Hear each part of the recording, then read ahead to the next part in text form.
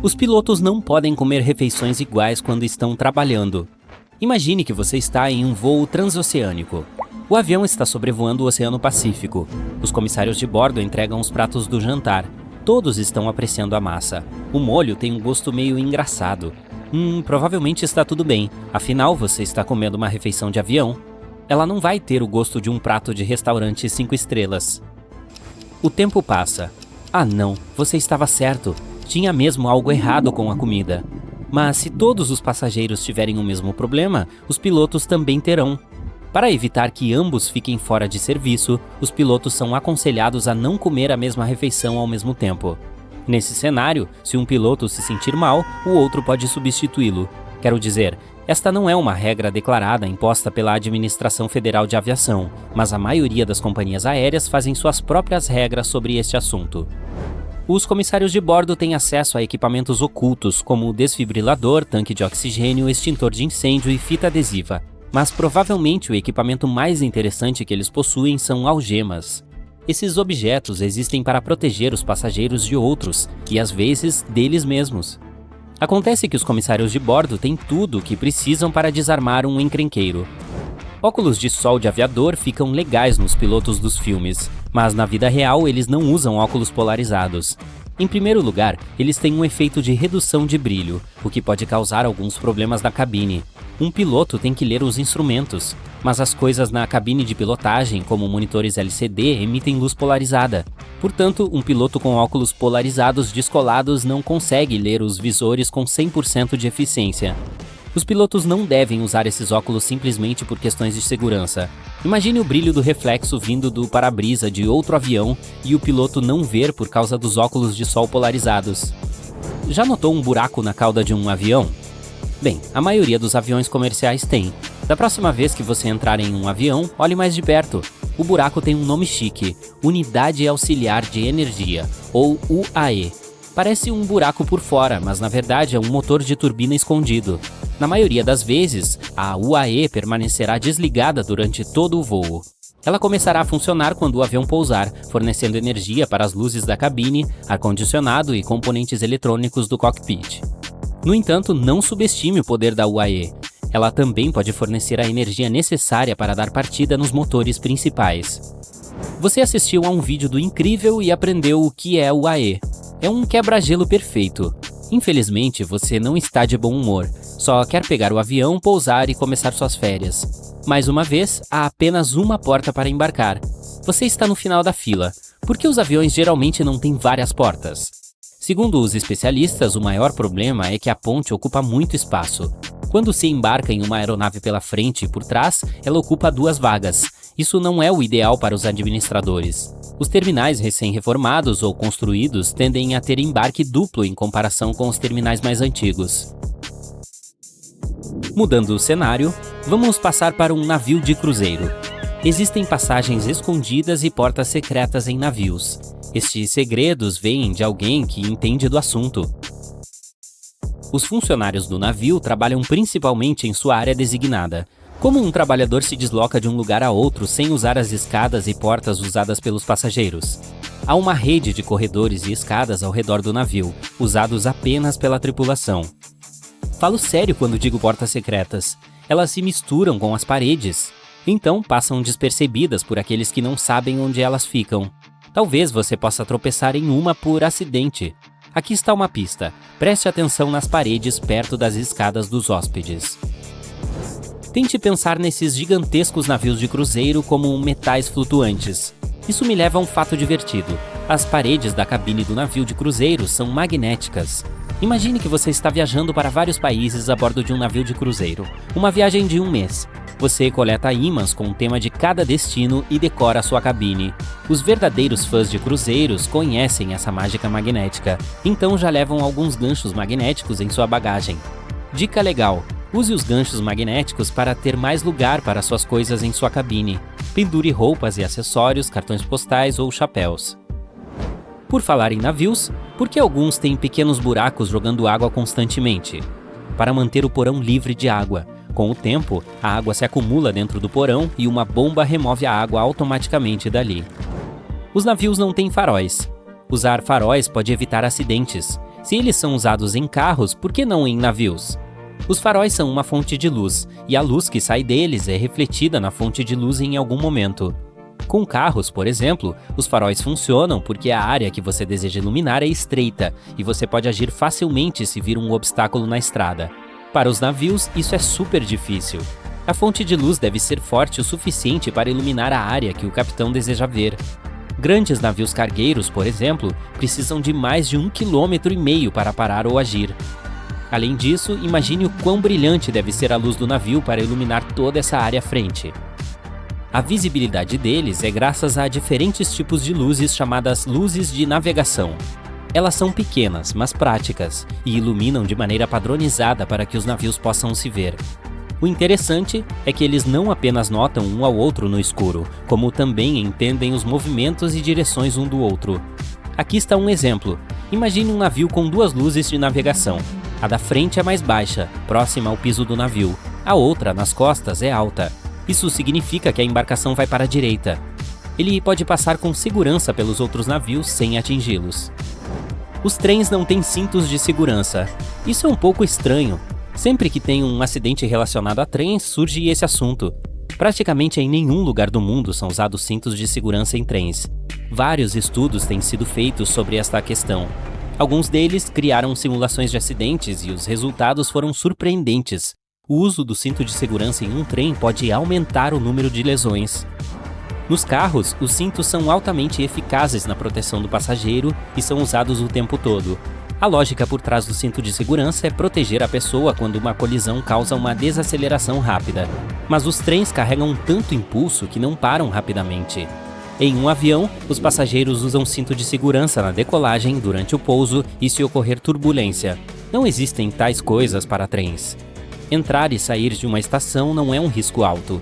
Especialistas acreditam que focar e fazer investimentos são outras formas de melhorar a segurança ferroviária. Agora você está viajando de trem. Você olha para fora da janela, há pequenas pedras ao longo dos trilhos para te acompanhar na viagem. Essas pedras são formalmente conhecidas como lastro ferroviário. Elas têm uma função muito importante, fornecendo suporte e manutenção aos trilhos. No entanto, elas não estão ali por mera coincidência. Agora olhe para as pedras mais de perto. Você pode notar que não há uma única pedra cortada regularmente nos trilhos. Isso porque elas não são pedras uniformes despejadas aleatoriamente nos trilhos. Cada rocha tem bordas afiadas e abruptas. As bordas afiadas se prendem umas às outras, protegendo a ferrovia de fortes concussões.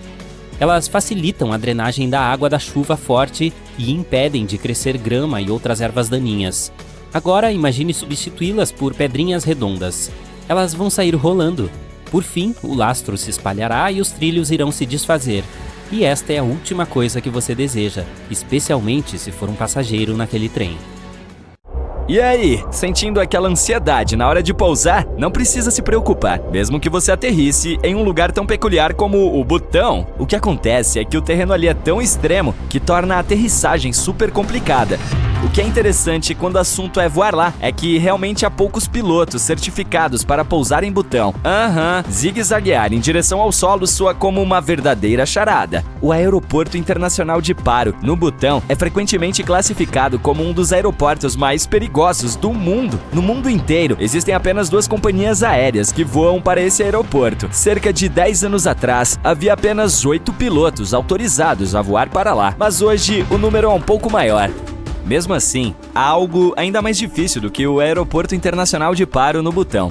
Parece que o aeroporto de Tenzing Hillary, em Lukla, Nepal, tem todos os perigos possíveis. Pista curta, ventos superpoderosos, terreno montanhoso. Socorro, gente! A pista tem apenas 520 metros de comprimento. Só pra gente comparar, uma pista regular na maioria dos aeroportos tem cerca de 3.000 metros de comprimento ou até mais.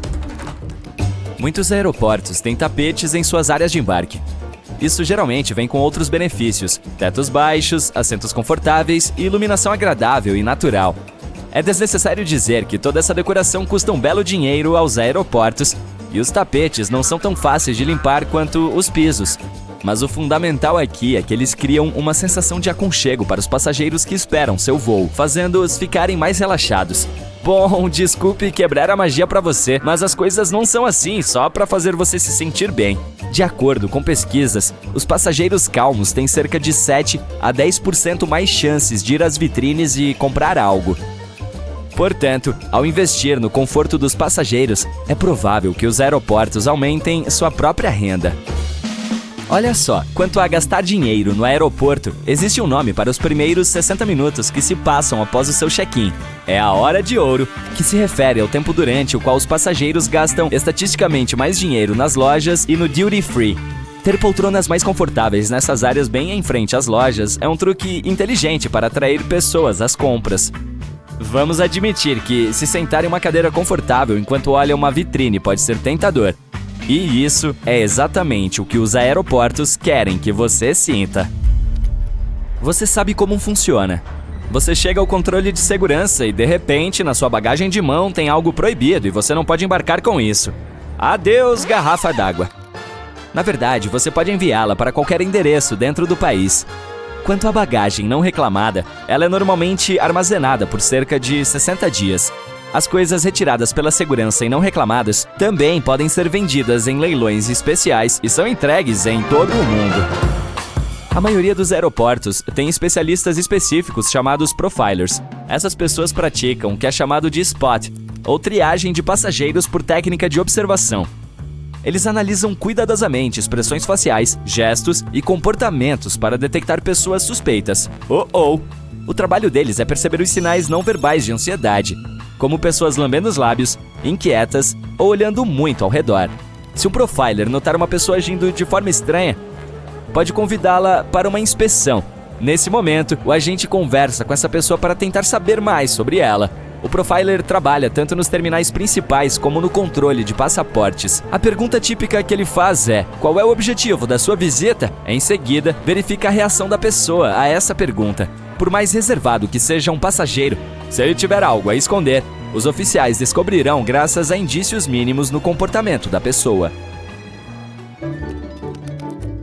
Você chega ao aeroporto já sonhando com algumas semanas longe do trabalho e de todos os seus problemas diários.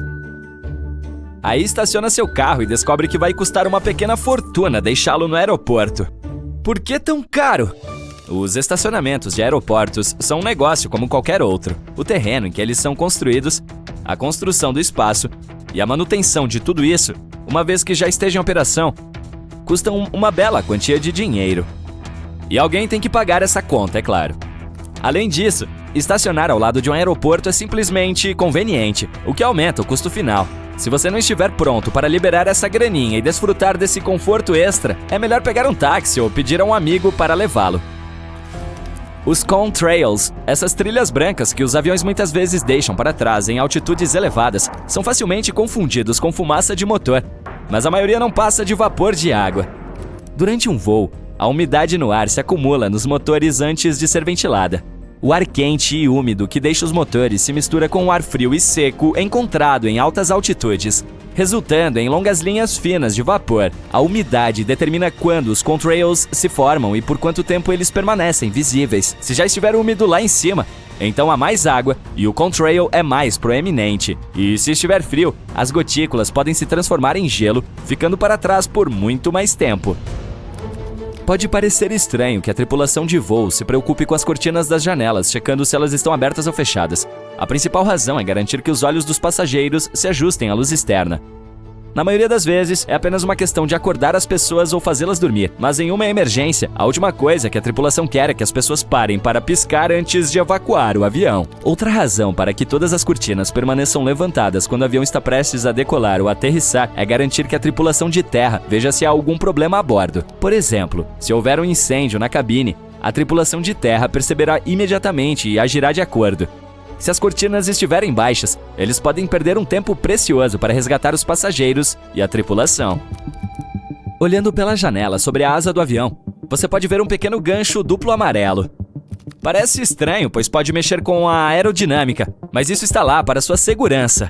No caso de uma aterrissagem de emergência, esses ganchos são usados para prender cordas que ajudam os passageiros a sair do avião usando as asas. Se elas estiverem escorregadias, a corda ajudará a fixar os pés das pessoas, não as deixando cair enquanto estiverem descendo. Uhul! Há várias correntes de ar extremamente rápidas no alto da atmosfera do nosso planeta. Elas se movem de maneira estranha, mas têm um fluxo mais ou menos constante, permitindo que aeronaves de passageiros as utilizem. Quando um avião se aproxima de um jato de ar, ele pode se ajustar à direção de sua corrente e voar muito mais rápido, impulsionado pelo fluxo. Muitas companhias aéreas usam isso a seu favor para reduzir os custos de combustível e tornar as viagens aéreas ainda mais rápidas. As nuvens, especialmente as thunderheads, podem indicar que uma área de turbulência está à frente, mas às vezes uma turbulência ocorre quando um avião cai alguns metros e começa a tremer sem qualquer aviso. É a zona de céu claro, que acontece quando dois corpos de ar colidem a velocidades muito altas. Isso é absolutamente invisível, de modo que os pilotos não podem prever. As chances de entrar em uma zona de céu claro são maiores em baixas altitudes, sobre cadeias montanhosas e perto de correntes de ar. Normalmente, após ser atingido por um raio, um avião é enviado para inspeção, mas ainda pode completar seu voo com segurança. A fuselagem conduz eletricidade suficientemente bem e, como um para-raios, a energia muito provavelmente atingirá uma das pontas do avião, seja nas asas ou no nariz. Depois a energia procura o solo, mas não o encontra, então sai pela cauda. É mais fácil para a eletricidade rolar pela superfície do avião do que para dentro dele, assim as pessoas a bordo estão a salvo. Contudo, o raio é poderoso e pode haver alguns danos ao avião por fora. De qualquer forma, se você ainda estiver nervoso para voar, lembre-se do que dizem os pilotos. Qualquer aterrissagem que você possa evitar é uma boa aterrissagem. Isso não ajudou nada, não é mesmo? Os pilotos sempre usam óculos escuros, e não é apenas questão de estilo.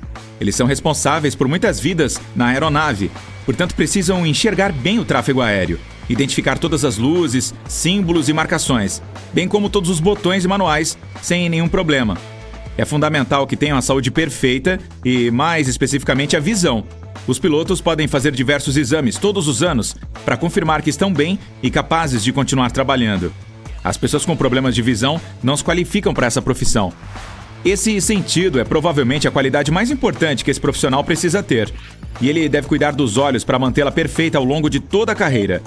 O problema é que não se trata de uma tarefa fácil. A radiação solar prejudicial que nosso Sol emite é filtrada pela atmosfera da Terra, então a luz do Sol não é muito perigosa para quem passa a maior parte do tempo em solo. Mas ali no alto é diferente. Lá tem menos ar e a luminosidade é muito maior. A cada 30 metros de altitude, a radiação solar é 5% mais forte. Em média, as aeronaves voam a 10.700 metros. Isso significa que a qualidade da radiação UV é 1.750% maior do que em solo. E isso é muito prejudicial para a visão de qualquer pessoa. A grande quantidade de tempo que os pilotos passam no ar os deixa vulneráveis a vários problemas oculares. E qualquer problema pode lhes custar a carreira. Então, eles usam óculos de sol para proteger a visão. E estes devem ser da melhor qualidade, além de, obviamente, minimizarem o impacto da luz solar e resistir aos raios ultravioleta, proporcionando 100% de proteção. E não é permitido que sejam polarizados, já que a polarização pode impedir a visualização das telas do cockpit.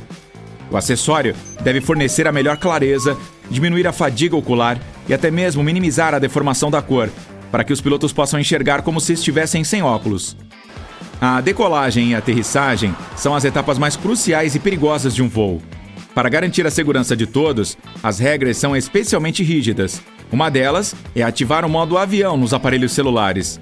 A razão por trás disso é garantir que os sinais que eles transmitem não interfiram nos sistemas eletrônicos da aeronave e não bloqueiem a frequência do rádio.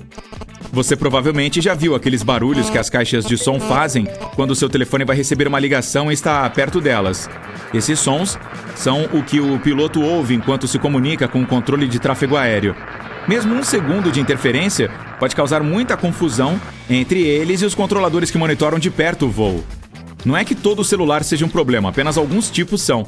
E também é sempre uma combinação, dependendo do tipo de aparelho, a que distância ele está da cabine e quantos telefones não estão no modo avião. A tripulação não consegue identificar qual passageiro que não ativou esse recurso, mas conseguem saber se muitas pessoas não o fizeram, então vão pedir repetidamente para que façam isso. Outro requisito durante a decolagem e aterrissagem é levantar as cortinas das janelas. não é novidade. Isso também é feito para melhorar a segurança e serve para fazer seus olhos se acostumarem com a luz ou a escuridão lá fora. Caso aconteça alguma coisa durante momentos críticos do voo, todos poderão reagir e escapar mais rapidamente, o que é importantíssimo. Pelo mesmo motivo, as luzes são reduzidas. Assim, a iluminação será mais próxima da luz externa. Outra razão é que se as cortinas da janela estiverem abertas quando o avião está no solo, as pessoas de fora podem ver o que está acontecendo dentro. Por exemplo, se há fogo ou fumaça e exatamente onde. Dessa forma, é possível planejar melhor a evacuação. Os passageiros são solicitados a recolher suas mesas e endireitar os assentos para garantir que, em caso de emergência, todos possam sair o mais rápido possível. Você deve saber que sempre há 2 pilotos em um avião, e isso é feito por razões de segurança. Caso algo aconteça com o primeiro, o segundo assume o comando. A aeronave, obviamente, possui muitos sistemas automatizados, incluindo o piloto automático. Mas um avião é um sistema complexo e tudo isso deve ser monitorado e regulado. O segundo piloto permite um melhor planejamento e coordenação. Enquanto o primeiro controla e ajusta o piloto automático, o segundo monitora os controles ou se comunica com a torre de controle. Além disso, existem checklists para os padrões de segurança, e ambos devem garantir que eles sejam feitos em diferentes estágios da rota. Então, enquanto o comandante está focado no voo, o copiloto pode preencher o checklist e se certificar de que tudo está indo de acordo com o planejado. Alguns voos duram longas horas. Por exemplo, o mais longo de todos os tempos foi o de Singapura para Nova York, com duração de 17 horas e 50 minutos. Os que levam 14 ou 15 horas já são bastante comuns. Claro, ninguém, nem mesmo um piloto treinado, consegue ficar focado o tempo todo. Portanto, muitas horas podem afetar o desempenho e causar fadiga. Por isso é importante que haja um segundo por perto para assumir. Algumas companhias aéreas têm até 3 deles voando nas rotas mais longas. Há uma cabine especial para um descansar enquanto os outros estão no controle. Além de 2 ou mesmo 3 pilotos a bordo, também há um piloto automático. Ainda assim, precisamos dos humanos, pois nenhum automático, mesmo o melhor que exista, pode substituí-lo. O automático que todo avião de passageiros possui só pode controlar o voo sob certas e bastante restritas condições. Nenhum deles é capaz de fazer a decolagem e o pouso por conta própria. Eles são feitos manualmente. O piloto automático é ativado após a decolagem e desativado antes do pouso. Em caso de falta de visibilidade, o comandante pode pousar usando um sistema de autoaterrissagem, que é capaz de pousar a aeronave de forma totalmente automática e cega, mas precisa de supervisão de um humano de qualquer maneira. O piloto automático é mais utilizado para que o humano não tenha que controlar o avião manualmente durante todo o voo, como quando você dirige de uma cidade para outra e tem que manter as mãos no volante o tempo todo. O dispositivo automático economiza esse esforço, sendo capaz de manter a aeronave na direção certa. Os dados da rota são planejados previamente e carregados no sistema. O comandante configura o modo necessário e o piloto automático consegue controlar o avião dentro da rota carregada, mantendo a altitude, velocidade e direção. Os pilotos, enquanto isso, ficam de olho nisso e se concentram em outras tarefas, como navegação, planejamento e comunicação com o controle de tráfego aéreo. Se você já voou, provavelmente notou que há um pequeno buraquinho nas janelas. Ele é chamado de orifício de respiração. A janela de uma aeronave tem 3 painéis de acrílico e há um pequeno vão entre o externo e o do meio. É neste que fica o orifício de respiração, e ele existe para regular a diferença de pressão interna e externa. Dessa forma, o painel de fora pode lidar com a pressão. Se ele quebrar, o do meio, mesmo com o orifício, será capaz de manter a janela intacta. Além disso, esse furo evita que ela embace e congele. Sempre que um avião passa voando, deixa um rastro branco atrás dele. Lá em cima no céu, a atmosfera tem temperatura e pressão de vapor mais baixas do que o gás quente emitido pelos motores. Esse gás e a atmosfera fria se misturam e congelam, deixando um rastro. Trata-se do mesmo princípio de quando você vê a nuvem de vapor quente que sai da sua boca em um dia frio. Também é possível determinar o tempo lá fora pela aparência desse trilho. Se for fino e curto, o tempo está bom e a umidade é baixa. Mas se for espesso e longo, é um sinal de ar úmido e pode indicar que uma tempestade se aproxima. Além disso, aqui está um conselho de um piloto. Quando ele voa como passageiro, sempre presta atenção onde estão as saídas de emergência. E mais, conta com o número de fileiras entre o assento e a saída de emergência. Dessa forma, em caso de necessidade, consegue encontrar a saída facilmente, mesmo se não estiver enxergando. e faz isso apenas tocando nos assentos e passando o número de fileiras que contou antes. Você entra em qualquer avião e percebe que o capitão sempre senta no assento da esquerda e o copiloto no da direita. Isso não é por acaso. As razões podem ser históricas. Uma teoria diz que as primeiras forças aéreas foram recrutadas entre oficiais da cavalaria. Eles costumavam usar espadas no lado esquerdo, por isso era mais confortável para eles montar cavalos à esquerda do animal. Quando finalmente passamos de cavalos para pássaros de metal, a tradição se manteve. Outra teoria envolve os trens. A primeira rota aérea internacional ligava Londres e Paris. Durante esse voo, os pilotos navegavam seguindo a ferrovia. A história conta que uma vez, quando o tempo estava especialmente ruim, 2 aviões colidiram porque ambos estavam voando sobre os trilhos. Depois disso, ficou acertado que a aeronave voaria do lado direito da ferrovia.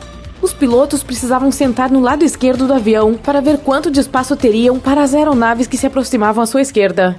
Quanto aos pilotos no comando de helicópteros, eles geralmente, mas nem sempre, sentam-se à direita. Os helicópteros são mais instáveis que os aviões. É por isso que os pilotos preferem não largar o manche cíclico. Esse manche controla a direção e altitude do helicóptero. O cíclico fica entre os joelhos do piloto e ele usa a mão direita para segurá-lo. A mão esquerda do piloto move a alavanca do coletivo, que altera o ângulo de ataque das pás e pressiona outros botões no console central. A propósito, ambos os lugares têm controle total de um avião. Não há regulamentos especificando qual assento deve ser ocupado pelo capitão e pelo copiloto. O copiloto é tão experiente e capaz de pilotar um avião quanto o capitão. O capitão geralmente leva o avião até seu destino e o copiloto o opera na volta. Os pilotos são testados a cada 6 a 8 meses. Eles usam simuladores de voo e praticam todo tipo de emergências. Depois disso, examinadores os avaliam. Testes técnicos e de segurança e exames médicos também são feitos regularmente. Um assento extra na cabine atrás dos pilotos é para os inspetores que monitoram o voo. Esse assento também é chamado de assento auxiliar, porque quando a pessoa se levanta, ele se dobra imediatamente. Sim, muito parecido com assentos de cinema. Se você é um passageiro nervoso, escolha um assento no meio da cabine se possível. A turbulência afeta principalmente as partes dianteira e traseira da cabine. A seção do meio, que fica sobre as asas, não é muito abalada. Imagine o avião como uma grande gangorra. O princípio é semelhante quando se trata de turbulência. Ao escolher um assento na janela, você terá a oportunidade de ver como as asas do avião se flexionam e batem. Elas são projetadas para se moverem dessa maneira. Se fossem rígidas, elas se desprenderiam assim que a turbulência atingisse o avião. Bem, isso é reconfortante. Na maioria dos casos, a turbulência o leva apenas alguns metros para baixo, embora possa parecer que você está caindo do topo do Empire State Building. Uhul!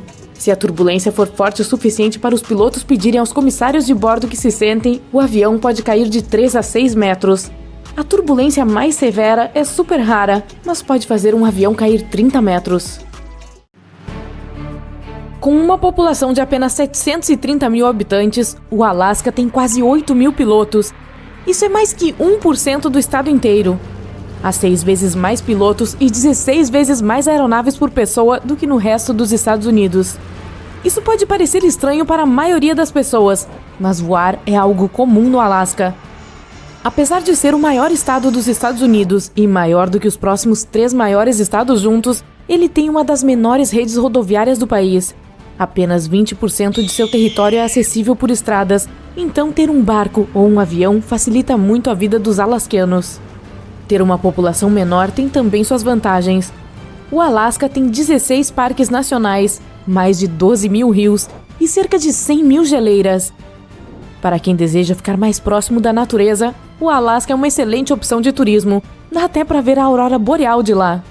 Quando a maioria das pessoas pensa no litoral, imagina praias ensolaradas e coqueiros, mas a maior parte do litoral dos Estados Unidos fica no Alasca. Nenhum outro estado se aproxima desse recorde. Ele tem 5 vezes mais litoral do que a Flórida, que está em segundo lugar.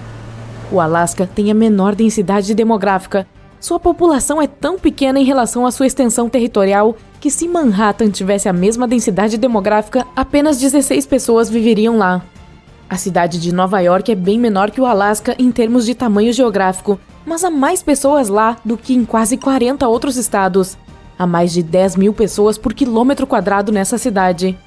E por falar em outros estados, apenas uma letra do alfabeto não aparece em nenhum dos estados norte-americanos, a letra Q.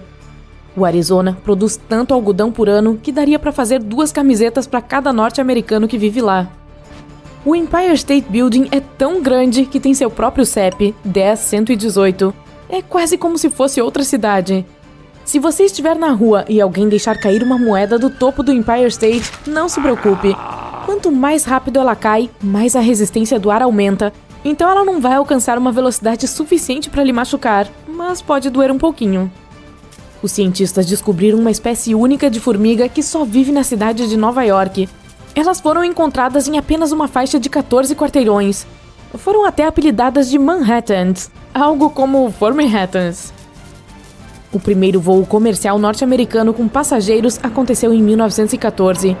Ele durou apenas 23 minutos e só percorreu uma distância pequena dentro da Flórida, de São Petersburgo para Tampa. Mesmo assim, as pessoas pagaram $400 por esse passeio de luxo, o que equivale a $8.500 hoje. A cidade mais antiga dos Estados Unidos que sempre esteve habitada é St. Augustine, na Flórida. Ela foi fundada em 1565. O Monte Everest é famoso por ser a montanha mais alta do mundo, mas isso só é verdade se considerarmos montanhas cujas bases estão acima do nível do mar. É que existe um vulcão no Havaí chamado Mauna Kea, que é mais alto que o Everest se for medido a partir de sua base, localizada no fundo do mar. Ele tem 10.200 metros de altura da base ao pico, enquanto o Everest tem pouco mais de 8.800 metros. Se algum dia visitar o Havaí, não chegue muito perto do Kilauea. Ele é um dos vulcões mais ativos do nosso planeta e está constantemente entrando em erupção há mais de 35 anos. O maior tempo que ele permaneceu inativo foi cerca de 18 anos, lá atrás, em meados do século XX. Os Estados Unidos, China e Argentina abrigam a maior parte de fósseis de dinossauro do mundo. Eles têm a maioria dos fósseis individuais e a maior variedade de espécies. E por falar em fósseis, Hollywood está aí fazendo filmes há mais de 100 anos, desde 1910 para ser mais precisa. O cavalo Mustang é um animal icônico e provavelmente uma das primeiras coisas que nos vem à mente quando pensamos nos velhos filmes norte-americanos de faroeste. Mas sabia que essa raça não é nativa dos States? Pois é, foi importada durante o século XVI. Em 2019, os agricultores dos Estados Unidos produziram mais de 13 bilhões e meio de bushels de milho. Uau! Essa quantidade é suficiente para encher 70 milhões de campos de futebol. Ei, o que aconteceria se eles fizessem pipoca com esse milho todo? A Estátua da Liberdade foi um presente que a França deu aos Estados Unidos. No início, eles a usaram como farol. Ela guiou navios durante 16 anos com sua tocha, que era visível a mais de 38 quilômetros de distância.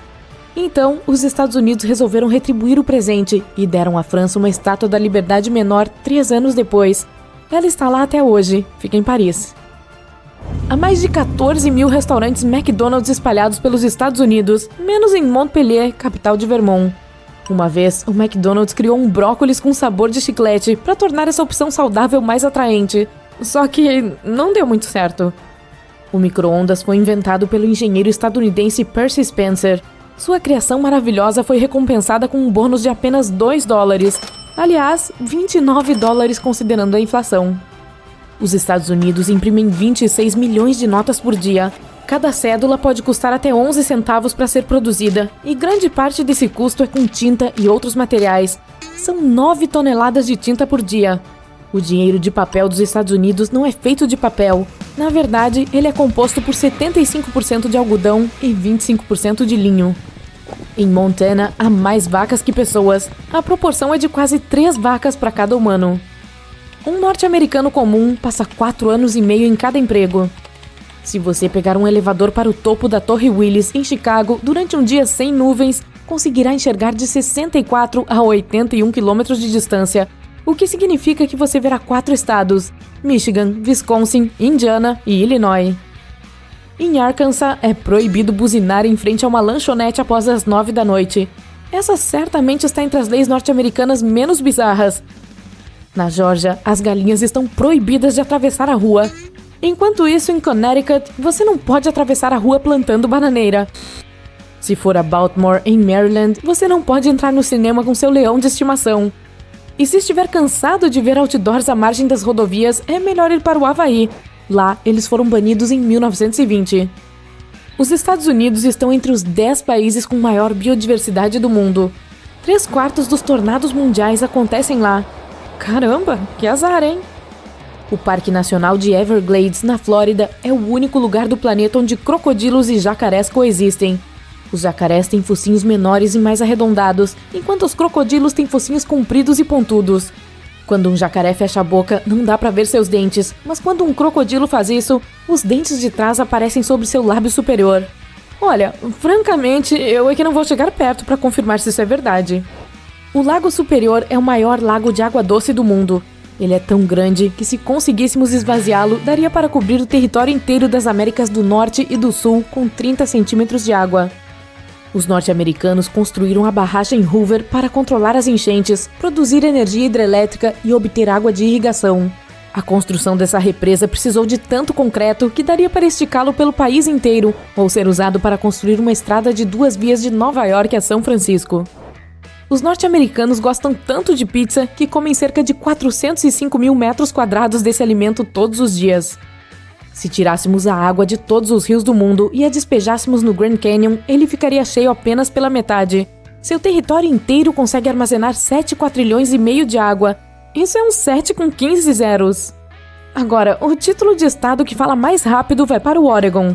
Alguns cientistas estudaram mais de 4 milhões de ligações telefônicas e descobriram que quem mora em Oregon, Massachusetts e nos estados do Upper Midwest fala muito mais rápido.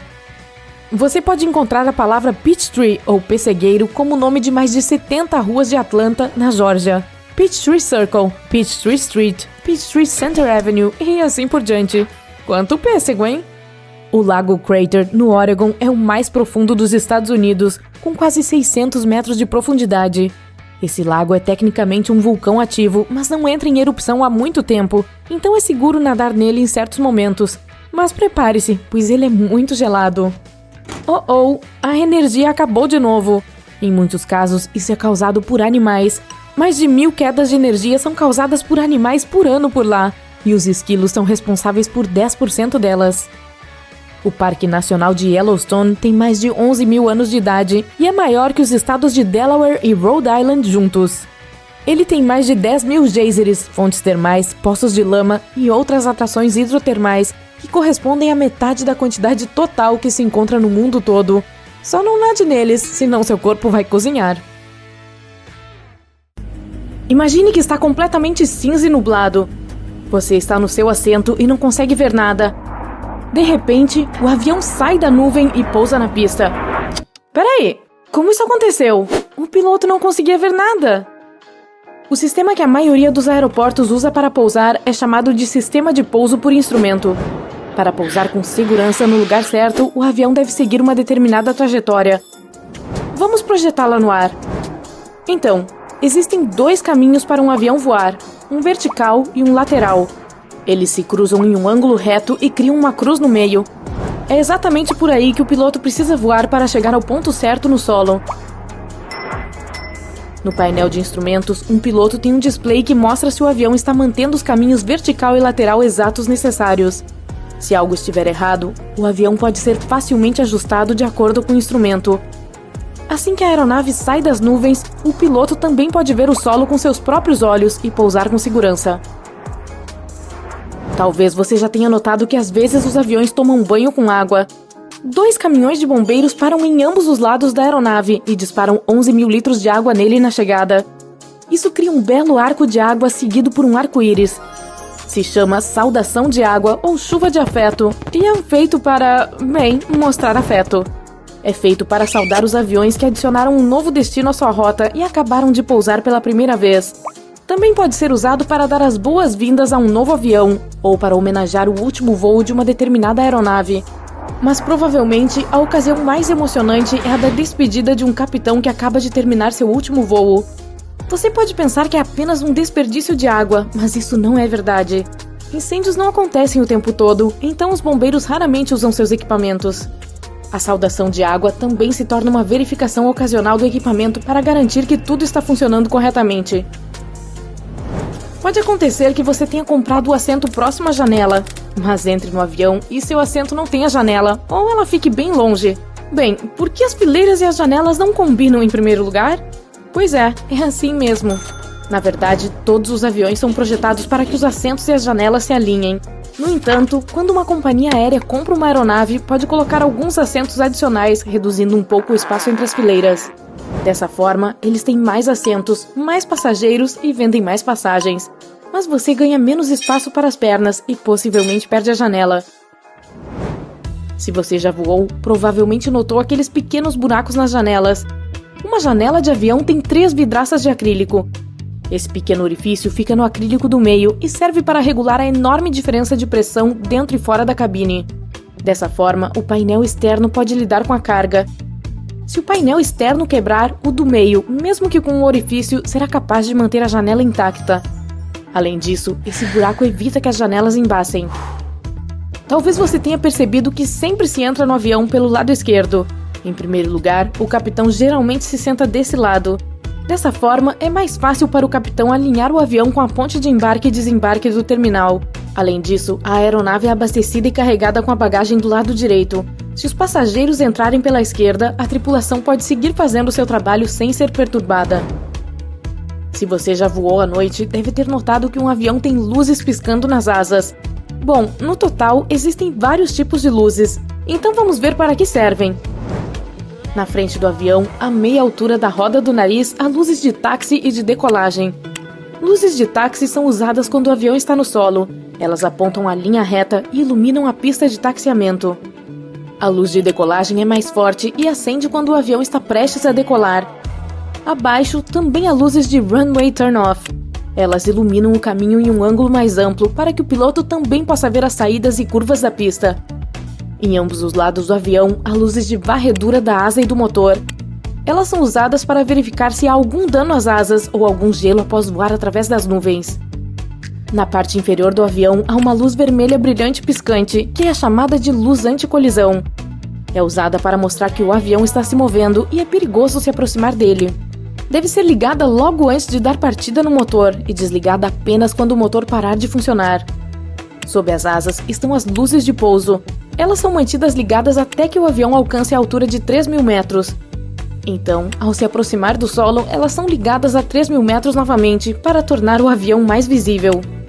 Finalmente, as luzes vermelhas e verdes nas pontas das asas são chamadas de luzes de navegação.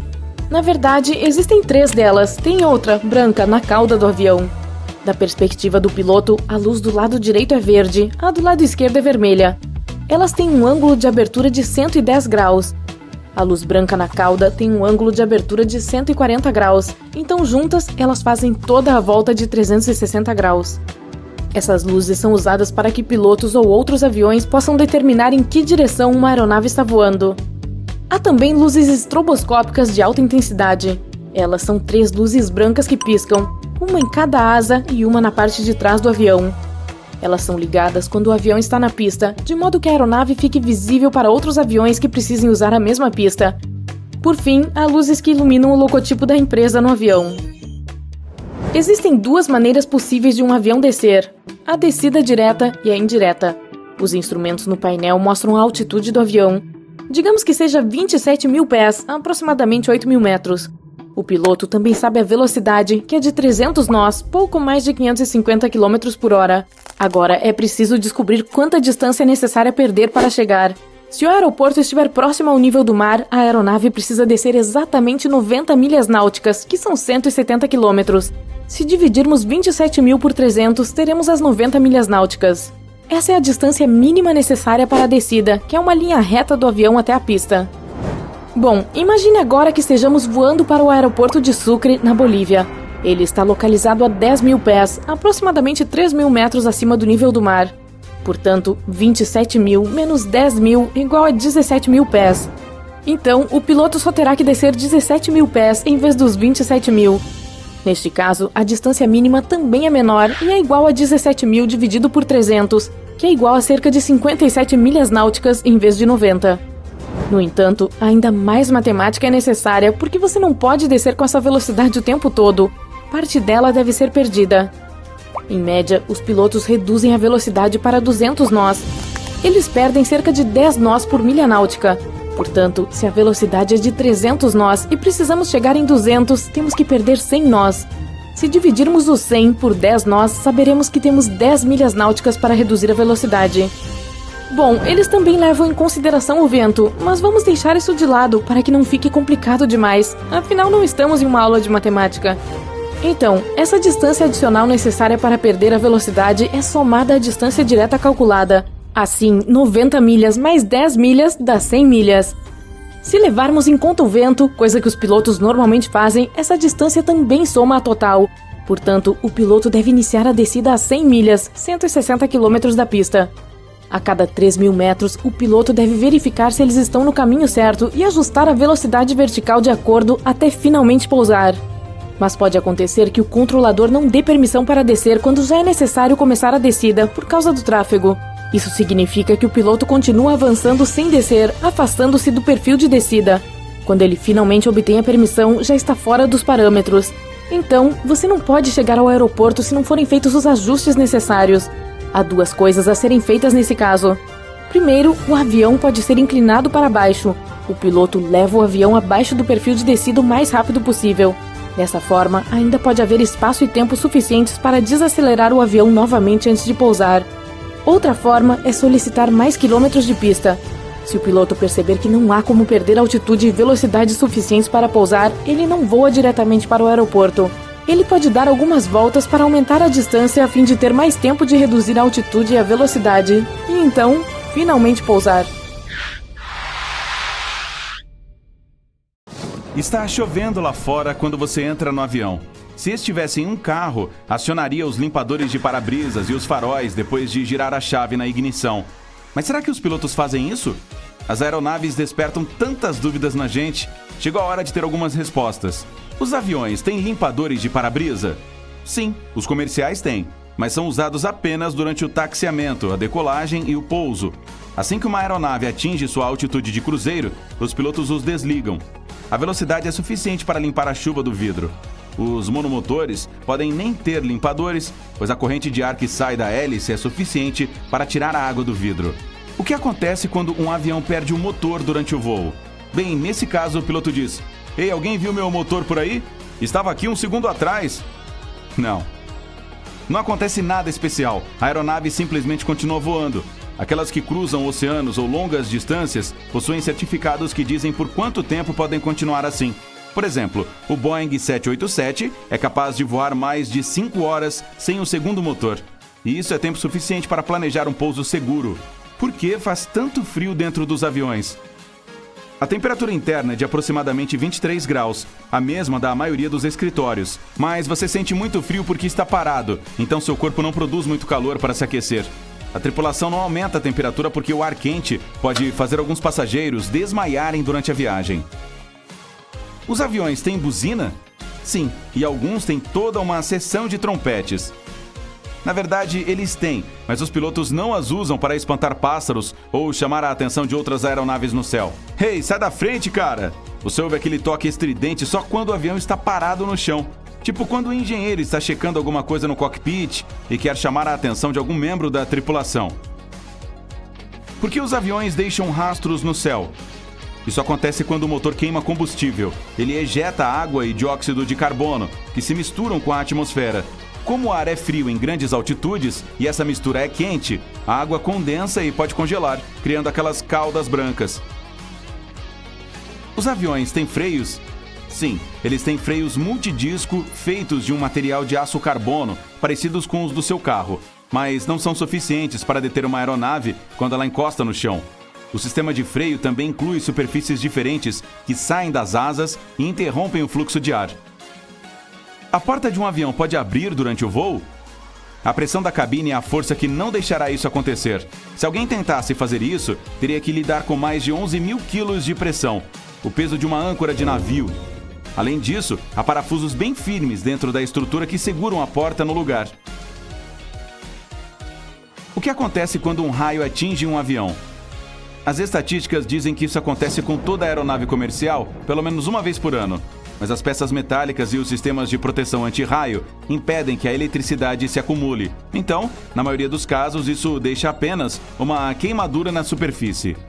Por que os assentos e janelas nem sempre estão alinhados? Boa pergunta. Todos os aviões comerciais são feitos com assentos e janelas perfeitamente alinhados. Mas quando uma companhia aérea compra um jato, ela geralmente acrescenta lugares.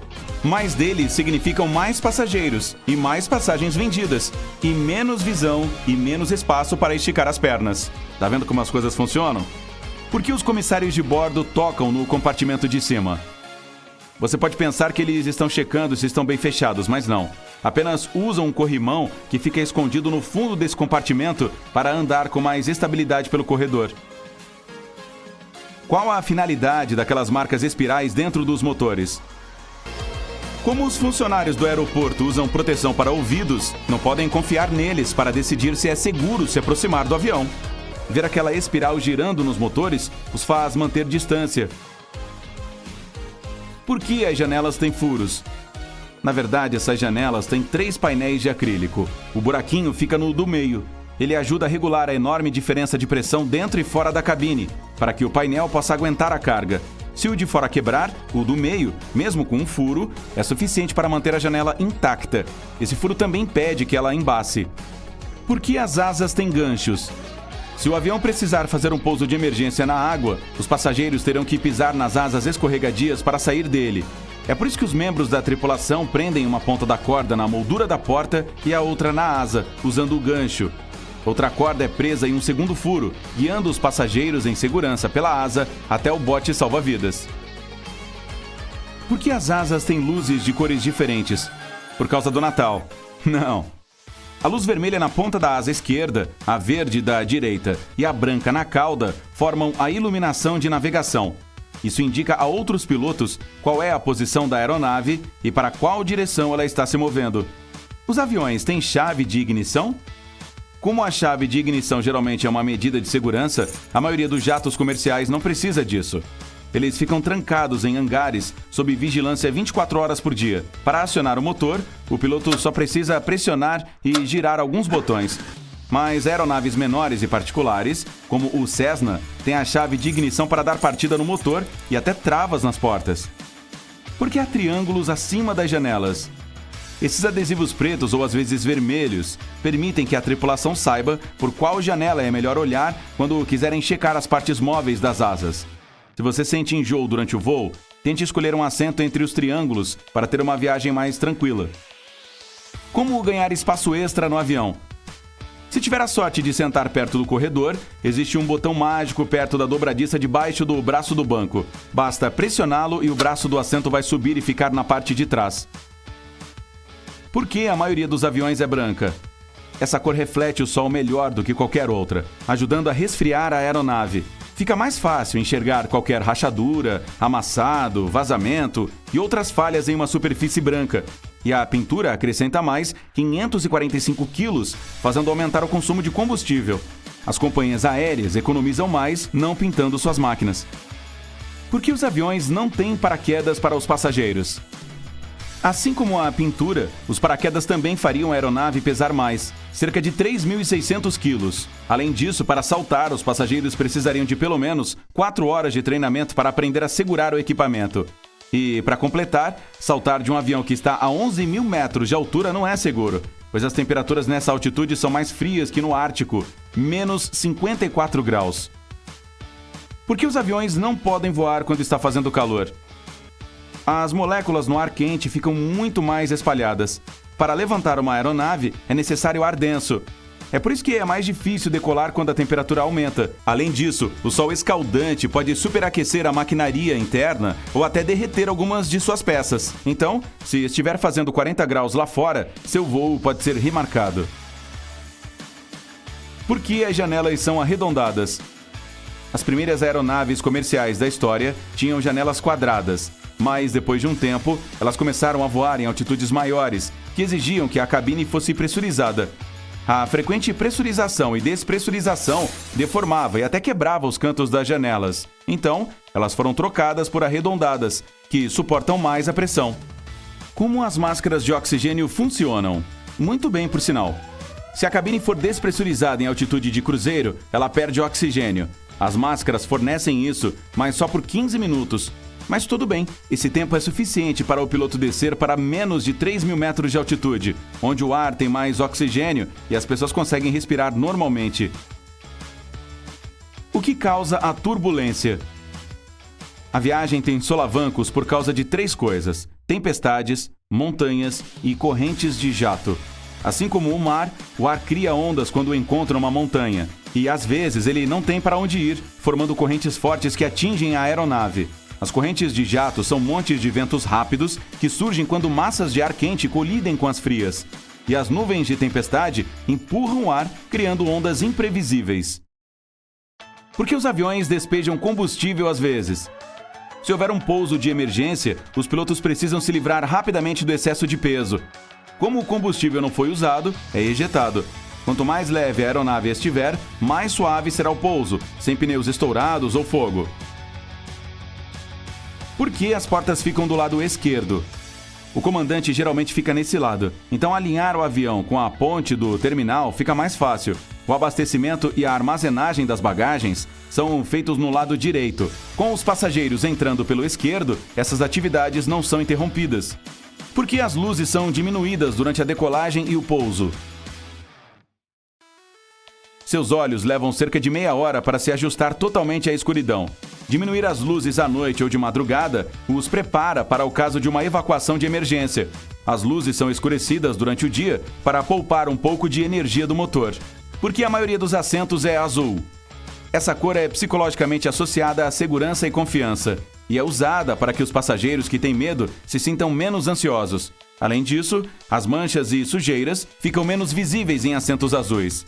Agora você sabe. Os aeroportos estão entre os lugares mais visitados e ao mesmo tempo misteriosos que existem. Então vamos ver o que está acontecendo nos bastidores e que segredos eles escondem.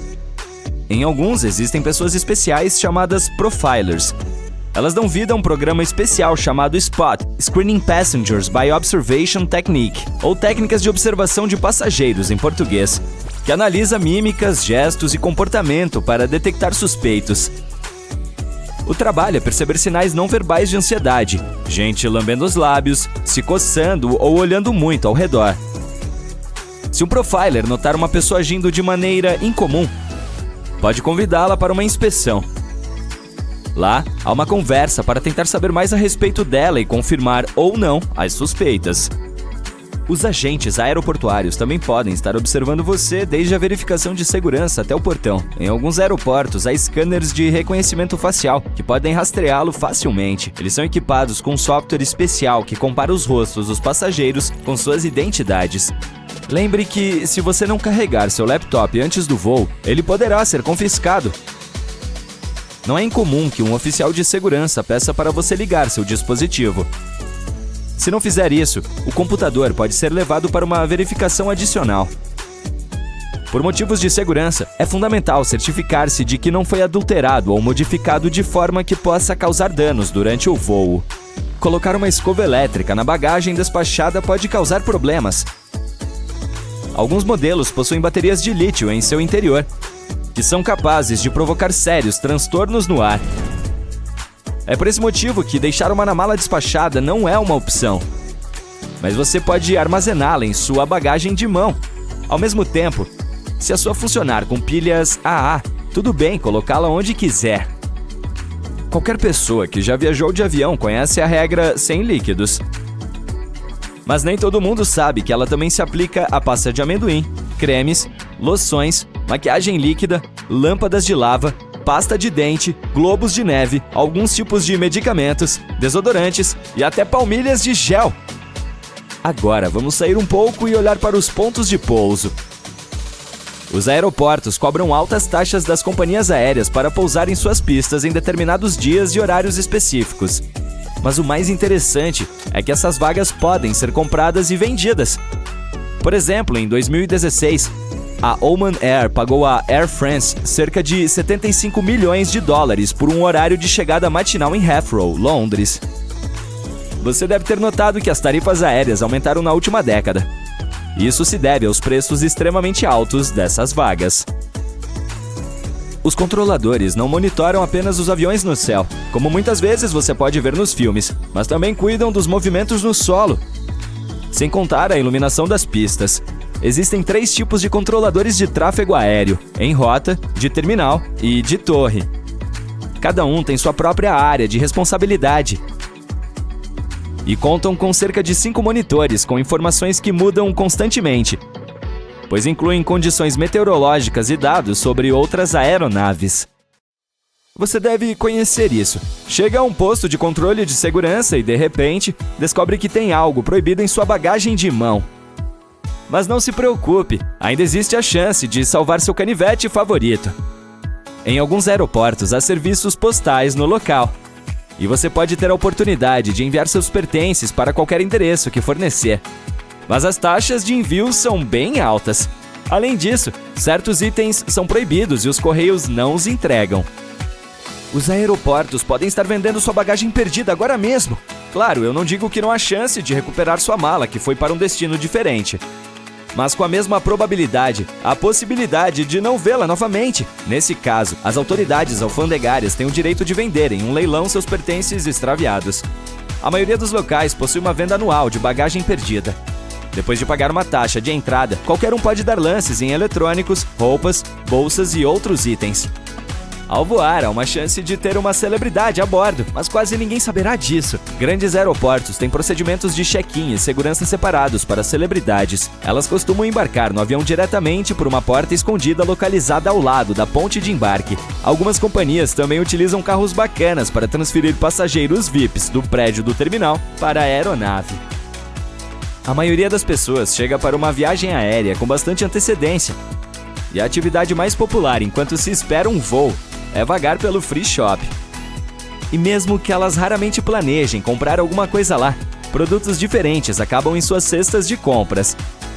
Isso porque muitos aeroportos são projetados de uma maneira especial, que faz com que os passageiros se sintam relaxados e à vontade. Estou falando de todas aquelas janelas enormes, muita luz, cadeiras de massagem e áreas de estar confortáveis. E estatisticamente, viajantes calmos têm 10% mais chance de gastar dinheiro com produtos e alimentação.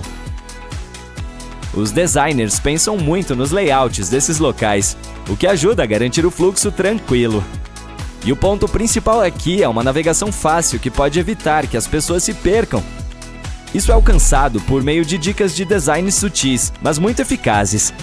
E colocar a Free Shop entre os postos de controle de segurança e os portões de embarque é uma delas. O local supostamente ajuda a relaxar depois que se passa pela segurança e leva o passageiro aonde ele precisa ir. Por falar em comida, um restaurante de chefe famoso no aeroporto pode não ser tão bom quanto o que fica fora. Não são os próprios chefs, mas as empresas de restaurantes especiais são responsáveis pelos pontos de venda nos aeroportos. Um dos motivos é a segurança extremamente rigorosa que envolve as entregas, inclusive de alimentos. Ainda é possível ter uma boa refeição, mas não será a mesma. Agora, vou falar sobre mais uma maneira pela qual os aeroportos manipulam você para gastar seu dinheiro. Eles fazem você andar pelas lojas brilhantes do Free Shop logo após a verificação de segurança. Mas o mais curioso é que a passagem por elas costuma virar para a esquerda. Isso é feito porque a maioria das pessoas é destra, o que significa que usam o braço direito para puxar a bagagem e são mais propensas a olhar para esse lado ao passar pelas lojas. E a zona Duty Free indo para a esquerda deixa mais espaço à direita, para onde os passageiros provavelmente olharão. Ah, e você já reparou quantos espelhos existem nos aeroportos? Eles são colocados estrategicamente para fazer os locais parecerem maiores e criar a ilusão de mais espaço.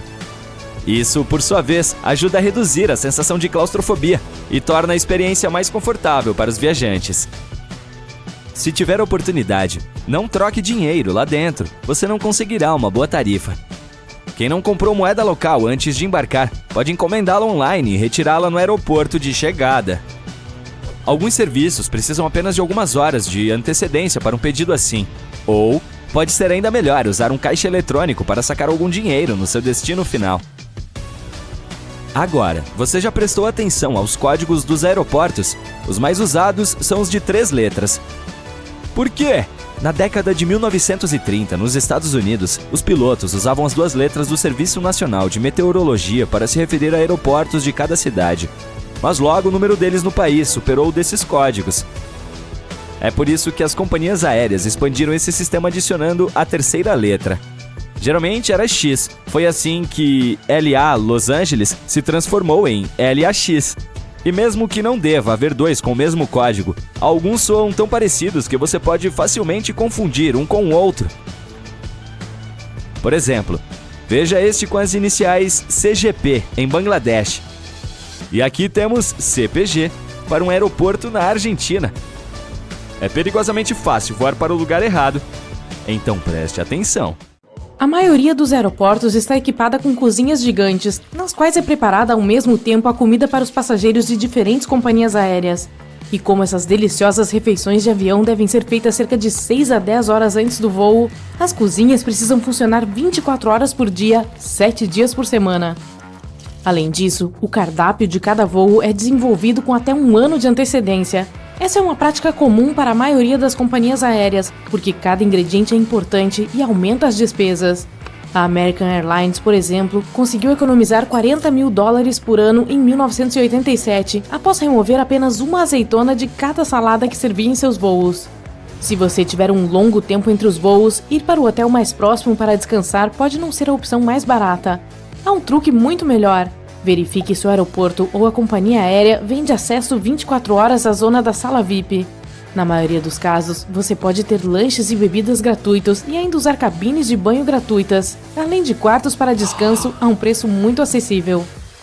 Há um termo para se referir aos primeiros 60 minutos após a liberação do check-in, a hora dourada. É o momento em que os passageiros gastam estatisticamente mais dinheiro nas áreas de comércio e duty-free do aeroporto. E ter os assentos mais confortáveis bem ali em frente às lojas é um truque inteligente para atrair as pessoas para as compras. Sentar em uma cadeira confortável enquanto olha para uma placa chamativa ou vitrine pode ser tentador. Se você sempre quis saber o que acontece com sua bagagem durante o período em que está a bordo, a resposta curta é que os funcionários do aeroporto não sabem quando ela sai da responsabilidade deles e provavelmente não se importam muito. Desculpe. A bagagem é classificada automaticamente. Os scanners leem o código de barras e separam as malas de acordo com o destino. As 3 principais tarefas dos manipuladores delas no aeroporto são levá-las da área de check-in até o portão, movê-las de um portão para outro caso haja uma conexão e transportá-las do avião para a área de retirada de bagagem. E é isso. Portanto, se a sua bagagem não se mover rápido o suficiente, pode atrasar para o seu voo de conexão. Ou exatamente o oposto, chegar ao seu destino antes porque você está preso no controle de passaportes. Outro problema pode surgir se você esquecer de arrancar adesivos antigos mostrando um destino diferente. Nesse caso, o scanner pode enviar sua mala para o país errado. Você chega ao aeroporto já antecipando algumas semanas de afastamento do trabalho e todos os seus problemas diários, para o carro no estacionamento e descobre que isso vai custar uma pequena fortuna. Por que tanto? Na verdade, os estacionamentos dos aeroportos são um negócio como qualquer outro.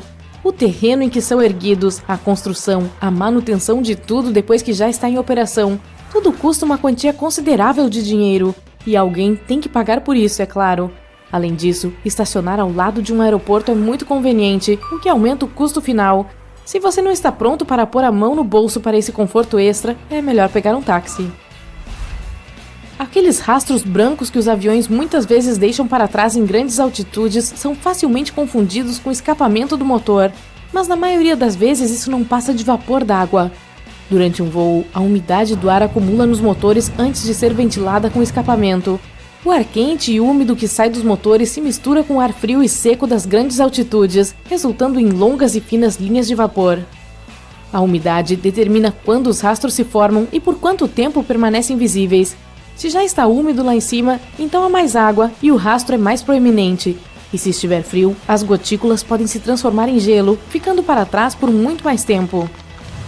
Se alguém conseguisse abrir a porta no meio do voo, seria imediatamente puxado para fora do avião pela mudança repentina na pressão do ar. E também causaria sérios danos à aeronave. Felizmente, isso é quase impossível. As portas abrem para dentro, enquanto a pressão da cabine as empurra para fora. A diferença entre a pressão interna e externa impossibilita a abertura da porta. Pode parecer estranho que a tripulação se importe se a cortina da sua janela está aberta ou fechada. A principal razão é para que os olhos dos passageiros possam se ajustar à luz externa. Na maioria das vezes, é apenas uma questão de ajudar as pessoas a relaxarem rapidamente. Mas em uma emergência, a última coisa que se quer é que elas tenham que se acostumar com a luz antes de evacuar o avião. Outra razão para que todas as cortinas fiquem abertas quando a aeronave está prestes a decolar ou pousar é para que a equipe de terra possa ver se há algum problema a bordo. Por exemplo, em caso de incêndio na cabine, o pessoal de solo perceberá imediatamente e agirá de acordo. Se as persianas estiverem abaixadas, eles podem perder um tempo precioso para o resgate de passageiros e da tripulação. Já reparou nos números no final da pista? Na verdade, eles são usados para mostrar ao piloto para qual direção o avião está voltado. Por exemplo, o número 36 é a abreviação de um rumo de 360 graus, ou norte. Junto com os números, as letras R e L indicam se a pista mais próxima está à direita, R, ou à esquerda, L. Toda aeronave comercial tem apenas uma asa. Isso mesmo, as asas esquerda e direita são na verdade duas partes de uma única. Os primeiros aviões foram chamados de biplanos porque tinham duas asas, uma na parte superior e outra na inferior da fuselagem. Elas eram conectadas por suportes e fios que formavam uma espécie de caixa que basicamente permitia que a cabine não se desfizesse no ar. Isso era necessário para as velocidades mais baixas que os primeiros aviões conseguiam desenvolver, mas à medida que os motores aumentaram de potência, a segunda asa se tornou desnecessária. A asa única também serve como suporte para toda a estrutura. Olhando pela janela na asa, você pode ver um pequeno gancho duplo amarelo nela. Parece estranho, pois poderia atrapalhar a aerodinâmica, mas está lá por segurança. Em caso de pouso de emergência, esses ganchos são usados para prender as cordas que ajudam os passageiros a sair do avião pelas asas. Se elas estiverem escorregadias, a corda ajudará todos a manter o equilíbrio e descer sem cair. Existem vários fluxos de ar extremamente rápidos no alto da atmosfera do nosso planeta. Os caminhos são sinuosos, mas há um fluxo mais ou menos constante, permitindo que aviões de passageiros os utilizem. Quando um deles se aproxima de uma corrente, pode-se ajustar a direção dela e voar muito mais rápido, impulsionado pelo fluxo. Muitas companhias aéreas usam isso a seu favor para reduzir os custos de combustível e tornar as viagens aéreas ainda mais rápidas. Nuvens, especialmente as de trovoada, podem indicar que uma área de turbulência está à frente. Mas às vezes ocorre turbulência no ar limpo, quando um avião pode cair alguns metros e começar a tremer sem qualquer aviso. Isso acontece quando dois corpos de ar colidem em velocidades muito altas, e isso é absolutamente invisível, então os pilotos não podem dizer quando poderia acontecer. As chances de entrar em uma área de turbulência de ar limpo são maiores em baixas altitudes sobre cadeias de montanhas e perto das correntes de jato. Normalmente, após ser atingido por um raio, um avião é enviado para inspeção logo após o pouso, mas ainda pode concluir com segurança o voo. A fuselagem conduz eletricidade bem o suficiente, e como um para-raios, o choque provavelmente atingirá uma das pontas da aeronave, uma das asas ou o nariz. Depois irá procurar o chão, e como não vai encontrar, sairá pelo final da cauda. É mais fácil a eletricidade rolar pela superfície do que entrar, então as pessoas a bordo estão a salvo de seus efeitos. Ainda assim, o relâmpago é poderoso e pode causar algum dano ao avião pelo lado de fora. Muitos aeroportos possuem carpetes em áreas de embarque. E essa comodidade geralmente vem acompanhada de outras coisinhas, como tetos mais baixos, assentos aconchegantes e uma iluminação agradavelmente natural. Isso tudo gera um custo alto, sem contar que os carpetes não são tão fáceis de limpar como os pisos. Mas vale a pena, porque oferece uma sensação de aconchego para os passageiros que estão à espera do voo, deixando-os mais tranquilos. Mas não pense que essas regalias resultam da generosidade dos aeroportos. Segundo pesquisas, passageiros calmos têm entre 7 e 10% a mais de chance de dar uma olhada nas vitrines e, de fato, comprar alguma coisa na área de espera ou nas lojas de conveniência. Então, investir no conforto pode aumentar o lucro do aeroporto. Se você sempre quis saber o que acontece com a sua bagagem depois que embarca em um avião, a resposta mais simples é que os funcionários do aeroporto não sabem, já que as malas saem da responsabilidade deles. E eles não estão nem aí para isso também, sinto muito. As bagagens são separadas automaticamente. Máquinas escaneiam o código de barras e despacham as malas de acordo com o destino. As 3 principais tarefas de quem trabalha no setor de despacho do aeroporto são levar as bagagens da área de check-in para o terminal de embarque, de um terminal para outro nos casos de conexão e do avião para a área onde elas serão recolhidas pelos respectivos donos. E pronto! Então, se a sua não for movida rapidamente, pode não chegar a tempo para o seu voo de conexão. Ou pode acontecer o contrário, ela chegar ao destino muito antes, por você ter demorado no controle de passaporte. Outro problema é capaz de surgir se você se esquecer de tirar adesivos antigos que mostram um destino diferente. Nesse caso, o scanner talvez envie seus pertences para o local errado. A maioria dos aeroportos é equipada com cozinhas gigantes, onde a comida para os passageiros é preparada para várias companhias aéreas de uma só vez. E como aquela comida deliciosa do avião precisa ser feita entre 6 e 10 horas antes, essas cozinhas funcionam 24 horas por dia. Pode parecer estranho, mas sabia que o cardápio do seu voo é criado com até 1 ano de antecedência? Essa é uma prática comum para a maioria das companhias aéreas, pois cada ingrediente importa e faz diferença no custo total. Só para se ter uma ideia, uma empresa aérea conseguiu economizar $40 mil após retirar apenas uma azeitona da salada que serviam nos voos. Os funcionários do aeroporto às vezes pedem que os passageiros esfreguem as mãos em um pedaço de pano antes de colocá-lo dentro de uma máquina especial. Pode parecer assustador, mas isso é inofensivo. Você está simplesmente sendo verificado por uma máquina chamada atomizador. Antes de o expediente começar, amostras de substâncias químicas perigosas são colocadas dentro da máquina. Ela, então, memoriza esses cheiros e, caso as mãos de alguém tenham um cheiro parecido com o de algum das amostras, alerta os funcionários sobre o perigo. Outra coisa, você chega para a verificação de segurança e, de repente, descobre que está carregando alguma coisa proibida dentro da sua bagagem de mão. Mas não se preocupe, tudo que é recolhido durante a inspeção pré-voo fica guardado no aeroporto por até 3 meses. Além disso, você tem a oportunidade de despachá-los para qualquer endereço dentro do país. Coisas que foram confiscadas pela equipe de segurança e que não foram recolhidas podem também ser vendidas em leilões e entregues em qualquer parte do planeta. Se tiver que esperar por muito tempo entre um voo e outro, ir para um hotel mais próximo para descansar pode não ser uma opção muito barata. Existe um truque melhor. Verifique se o aeroporto ou companhia aérea vende acesso 24 horas à sala VIP. Na maioria dos casos, você pode comer e beber sem pagar um tostão a mais, além de usar as cabines de banho e quartos por um precinho camarada. Em aeroportos com muitos terminais, procure por passagens subterrâneas que conectam um terminal ao outro e que a maioria das pessoas pode não conhecer. Por exemplo, no de Frankfurt, na Alemanha, há um túnel entre os terminais 1 e 2 que é mais usado por funcionários, já que os passageiros nem sabem da existência dele. Existe um nome para os primeiros 60 minutos após você sair do check-in: Hora Dourada. É o período em que, estatisticamente, os passageiros gastam mais dinheiro em lojas duty-free no aeroporto. E ter poltronas super confortáveis nessas áreas, bem de frente para as lojas, é um truque genial para induzir ao consumo. Cá entre nós, se sentar em uma poltrona macia enquanto olha para uma placa brilhante ou uma vitrine pode ser tentador. E é exatamente isso que os aeroportos querem que você sinta.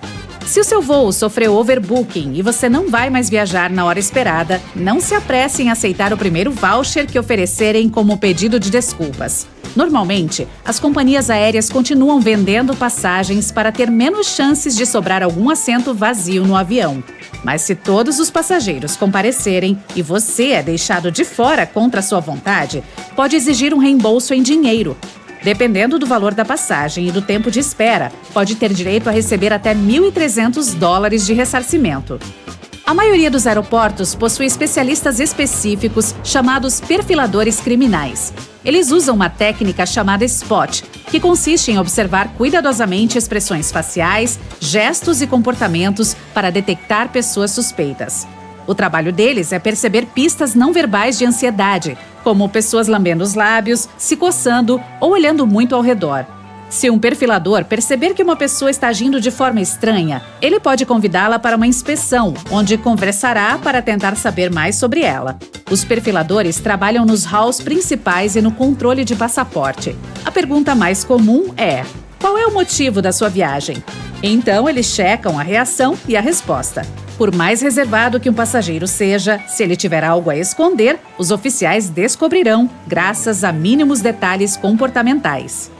Antes mesmo da sua bagagem entrar no avião, ela passa por 5 níveis de segurança. E um deles, além do escaneamento do conteúdo, inclui uma verificação feita por um cachorro treinado que consegue farejar substâncias perigosas. Todos sabem que o focinho de um cachorro é muito mais eficiente que o de um humano. A precisão para a distinção de cheiros desse animal é de 10.000 a 100.000 vezes melhor do que as pessoas. É por isso que os aeroportos usam esses super farejadores para detectar substâncias ilícitas. O mais legal é que você não conseguiria distinguir um cão farejador de um civil. Ao contrário dos cachorros policiais, os que trabalham em aeroportos não são treinados para amedrontar ou intimidar. Os farejadores mais populares são o Golden Retriever, o Labrador e o German Short-Haired Pointers. Recarregar a bateria do seu celular em um local reservado para isso pode parecer conveniente, mas não é muito seguro. Se a estação de carregamento só permitir plugar o cabo do carregador dela, você pode ter algum malware instalado no telefone sem que sequer perceba.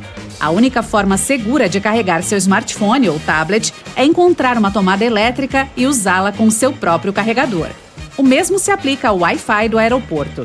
Tirando a parte dos aeroportos exigirem autenticação com mais frequência que o normal, alguém pode acessar facilmente seus dados enquanto você usa um hotspot Wi-Fi desprotegido. É mais seguro utilizar seus próprios dados móveis, mas se precisar mesmo do Wi-Fi do aeroporto, é melhor limpar ou codificar as informações importantes que estão em seu aparelho. Pode ser irritante ter que tirar seu notebook da bagagem de mão toda vez que passa pela verificação de segurança. Mas os funcionários do aeroporto precisam dar uma boa olhada no aparelho para se certificarem de que não há nada escondido dentro dele. Na tela de um scanner de raio-x, o notebook aparece como um objeto semi-transparente, com um disco rígido, drive de CD e outras coisas claramente visíveis. Mas os oficiais de segurança não conseguem ver o que está atrás desses componentes, como uma bateria densa e grande. As pessoas costumam escolher a fila de verificação de segurança mais próxima delas. Se ela estiver muito cheia, olhe ao redor e procure por outro local onde estejam checando identidades e passagens. Você pode encontrar outro ponto de verificação com muito menos gente. Alguns pontos ficam longe, no final dos terminais, e é por isso que os passageiros não os veem. Se inscrever em uma pré-verificação da TSA pode poupar muito tempo quando você for viajar para os Estados Unidos. Ser um membro desse programa tem lá suas vantagens. Primeiro, passar pela segurança e pelo controle de passaporte é muito mais rápido. Se tiver o cartão de pré-verificação, não terá que tirar os sapatos ou cinto. E esqueça dessa coisa de colocar suas coisas, como líquidos e notebooks, em recipientes especiais.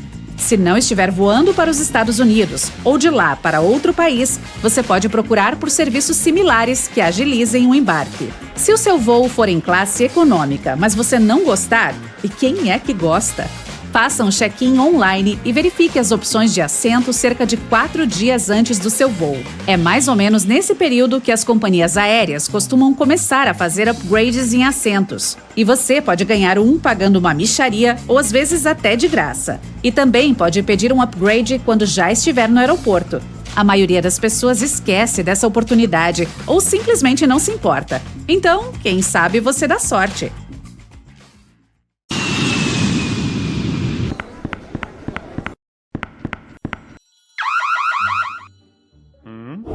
Ei, você pegou a pessoa errada. Sou apenas um gerente voltando das minhas férias anuais na Europa. O agente da segurança tira um pedaço enorme do delicioso queijo francês da sua bagagem de mão. Acontece que você só pode levar pequenas quantidades de queijo macio a bordo, já que é considerado líquido. Curiosidade, você pode levar um ralador de queijo a bordo sem problemas, mas não pode ralar mais do que 100 mililitros. Essa é a quantidade máxima de queijo. E espere, você não pode ralar. O queijo deve ser fechado a vácuo. Boas notícias? É possível levar queijo duro. Sim, eles confiscaram seu queijo, uma garrafa grande de água, tubos de creme e outros souvenirs chiques. Veja aquele canivete suíço que você comprou em Genebra. Agora corre o risco de acabar em um leilão. Se você tiver sorte o suficiente, o aeroporto pode fornecer um serviço de frete para levar seus preciosos souvenirs e até mesmo queijos, se não estragarem, para sua casa mediante o pagamento de uma taxa. Ainda assim, nem todos os aeroportos fazem isso. Portanto, alguns dos itens proibidos irão parar em um leilão para arrecadar dinheiro. Os itens confiscados geralmente são vendidos em lotes, então será muito difícil encontrar aquele que você teve que deixar para trás. Alguns outros objetos com finalidades mais específicas são doados a diferentes organizações. Um spray de pimenta, por exemplo, iria para uma academia de treinamento de polícia.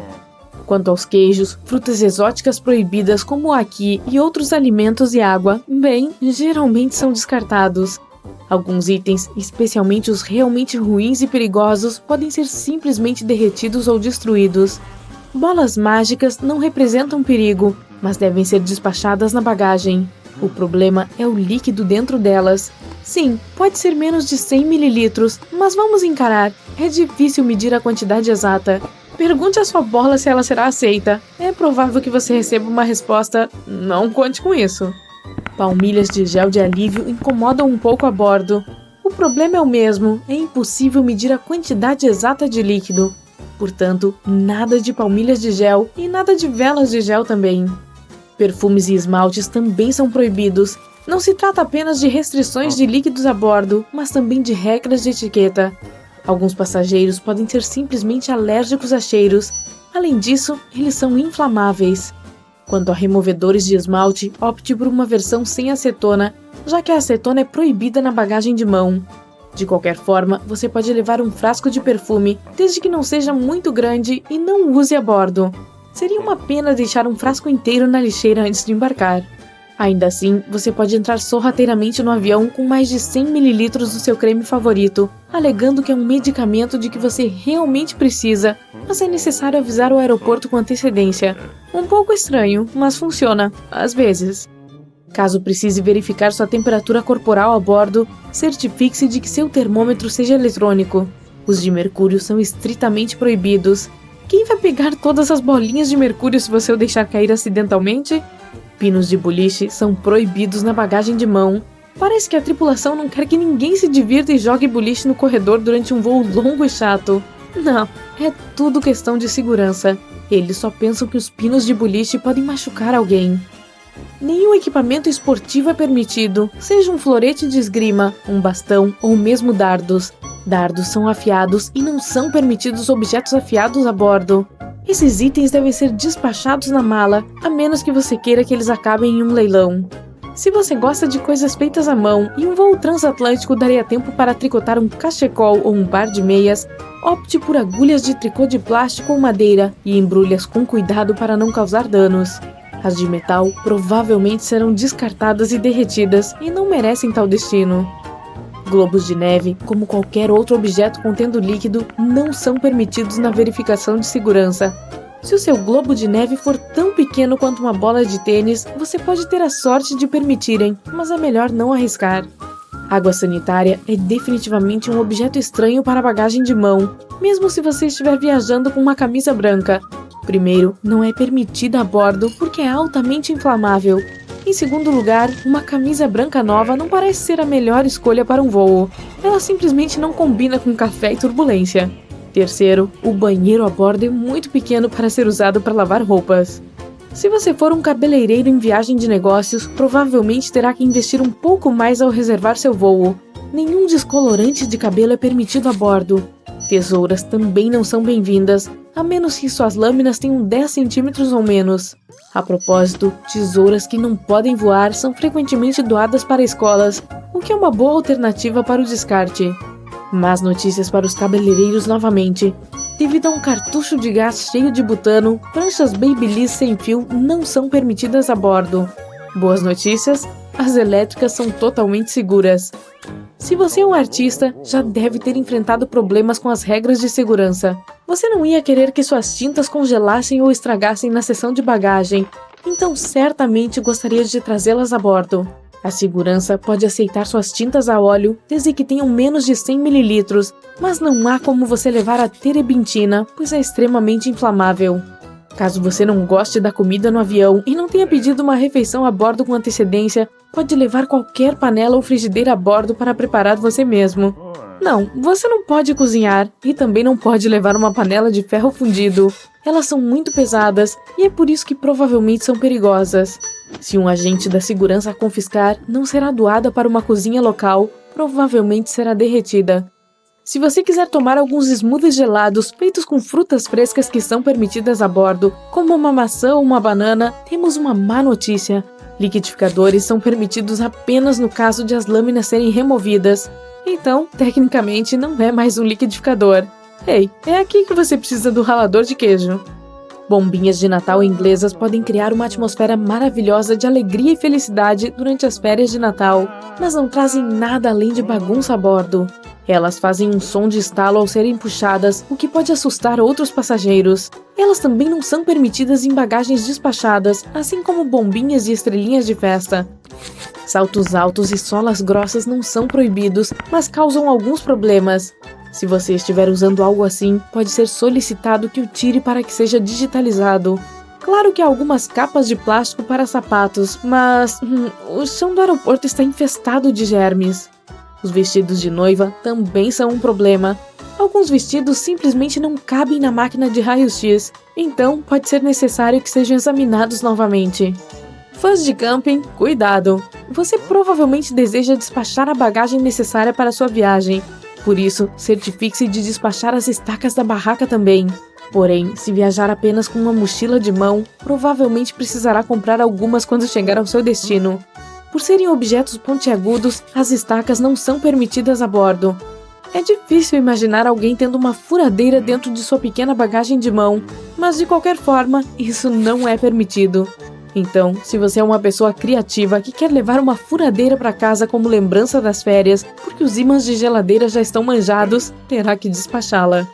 Se você quiser entrar sorrateiramente em um avião com uma geladeira DIY de gelo seco, é quase certo que irá falhar.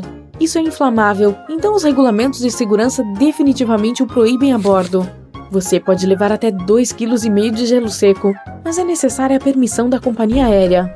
Qualquer artigo com a lâmina descoberta não é permitido pela segurança. Em vez disso, aparelhos de barbear descartáveis ou cartuchos de lâminas podem ser levados a bordo. Cortadores de caixa e estiletes, com uma minúscula exceção de uma faca de manteiga lisa, devem estar na bagagem despachada. Sabonetes são permitidos a bordo, mas não entre em pânico se um agente da segurança quiser verificar sua bolsa depois de digitalizá-la. Podem parecer um pouco estranhos na tela e enganá-los. O sabonete líquido, em vez disso, segue a regra universal dos líquidos.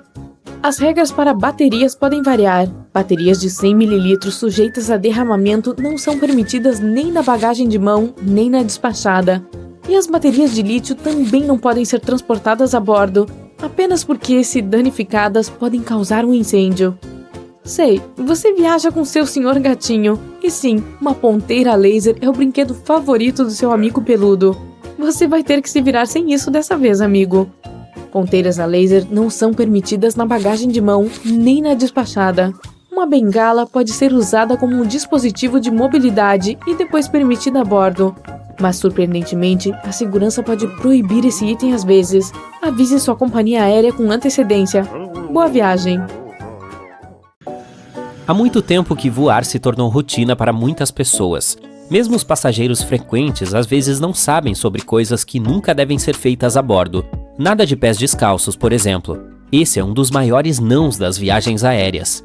Mesmo se omitirmos o tópico odores desagradáveis, imagine várias centenas de pessoas tirando os sapatos e as meias de uma só vez. O piso da aeronave é imundo. Viajantes com problemas contagiosos nos pés podem ter andado pelos corredores descalços antes de você. É provável que haja muita sujeira deixada pelos passageiros anteriores.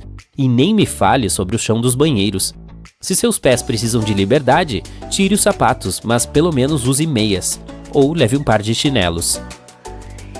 Lembre que o ar pressurizado na cabine de passageiros é tão seco quanto no deserto do Saara, com apenas cerca de 20% de umidade. É por isso que sua pele talvez sinta desconforto após um voo. Mas não faria mais sentido instalar vários umidificadores que pudessem adicionar um pouco de umidade? O problema é que essa carga extra custaria muito dinheiro às companhias aéreas. Além disso, a estrutura do avião é feita principalmente de alumínio e outros metais, e o ar úmido pode causar corrosão. Portanto, não esqueça de levar um hidratante e usá-lo durante a viagem lá em cima.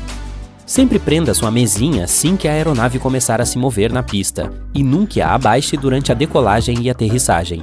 É uma medida de segurança que garante que todos tenham um caminho livre em caso de evacuação de emergência. Outra coisa, Mantenha seu assento na posição vertical durante a partida e o pouso.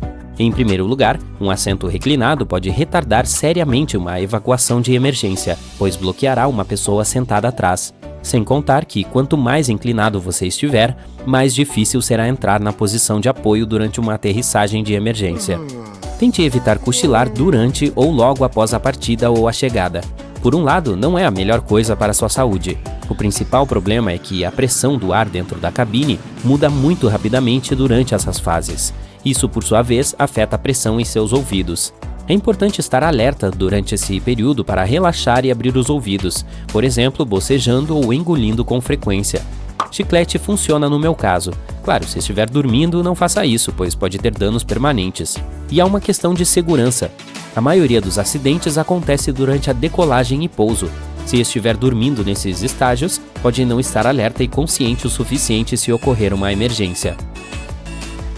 Agora, a próxima recomendação vem da Agência de Proteção Ambiental Americana. Segundo ela, você talvez queira pular bebidas quentes durante uma viagem. A água usada para fazer chá ou café não vem de garrafas, e sim da torneira normal. E os tanques dos aviões costumam ser velhos e cheios de bactérias. Em 2004, houve um estudo que constatou que mais de 12% das amostras de água continham bactérias nocivas. Mas se você ainda decidir tomar uma xícara de bebida quente, nunca se sirva sozinho. Os comissários de bordo são treinados para lidar com essa tarefa em corredores lotados durante o trajeto, e não queimarão acidentalmente você ou outros passageiros. Provavelmente é melhor não pedir Coca-Cola também. A pressão da cabine muito baixa no ar causa muita espuma. Por motivos estéticos, os comissários não querem servir um copo cheio de espuma. É por essa razão que eles enchem apenas metade, esperam que as bolhas assentem e terminam de despejar. É algo que pode levar séculos. Mantenha a ventilação aberta. Dessa forma, você minimizará a propagação de germes.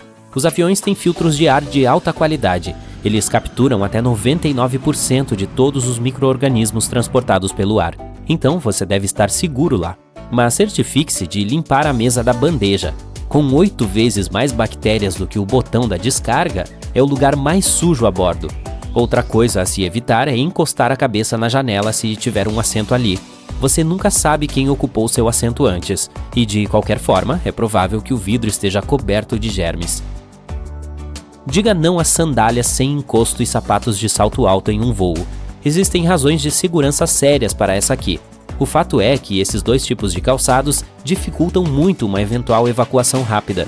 Se você usar saltos altos, de qualquer maneira terá que deixá-los para trás caso a tripulação ative os escorregadores de emergência durante uma evacuação. É muito provável que os saltos danifiquem o acessório, então eles serão descartados. Agora pergunte-se, você realmente gostaria de fugir do avião sem nada no pé? Eu vou responder essa: não. Prefira calçados resistentes com uma sola robusta. Neste caso, você não pisará no asfalto quente ou no mato sem proteção. Não coloque objetos pesados nos compartimentos superiores. É capaz que suas coisas sejam jogadas durante uma turbulência severa, e ao cair podem ferir você e outros passageiros. É por isso que, se for difícil levantar algo para a parte de cima, é melhor colocar embaixo do assento ou despachar. Não culpe os pilotos pelo pouso forçado. Quando acontece durante um mau tempo, pode ser intencional. Se a pista estiver coberta de água ou neve, o avião deve tocar o solo com força para quebrar a camada de água e evitar a aquaplanagem. Caso contrário, a água pode fazer o papel de lubrificante e a aeronave não conseguirá frear nem responder a nenhum controle. Implantar um escorregador quando não há emergência é uma péssima ideia. Isso causa atrasos de 1 hora e custam às companhias aéreas milhares de dólares para embalar o equipamento intacto de volta em seu container. Por que alguém faria tal coisa? Aparentemente, há quem ache que isso vai ajudar a sair do avião mais rápido. Bem, é uma estupidez. Não seja uma dessas pessoas, apenas tenha em mente que não é assim que funciona. Não ignore as instruções da tripulação de cabine para abrir as persianas durante a decolagem e o pouso. Dessa forma, os comissários conseguem ver o que está acontecendo lá fora, avaliar a situação e agir rapidamente, organizando a evacuação. Por exemplo, se houver um incêndio de um lado, eles redirecionarão os passageiros para a outra porta. Evite levar desodorantes em spray ou creme de barbear na bagagem de mão. Ambos tendem a explodir durante o voo e, portanto, não são permitidos a bordo.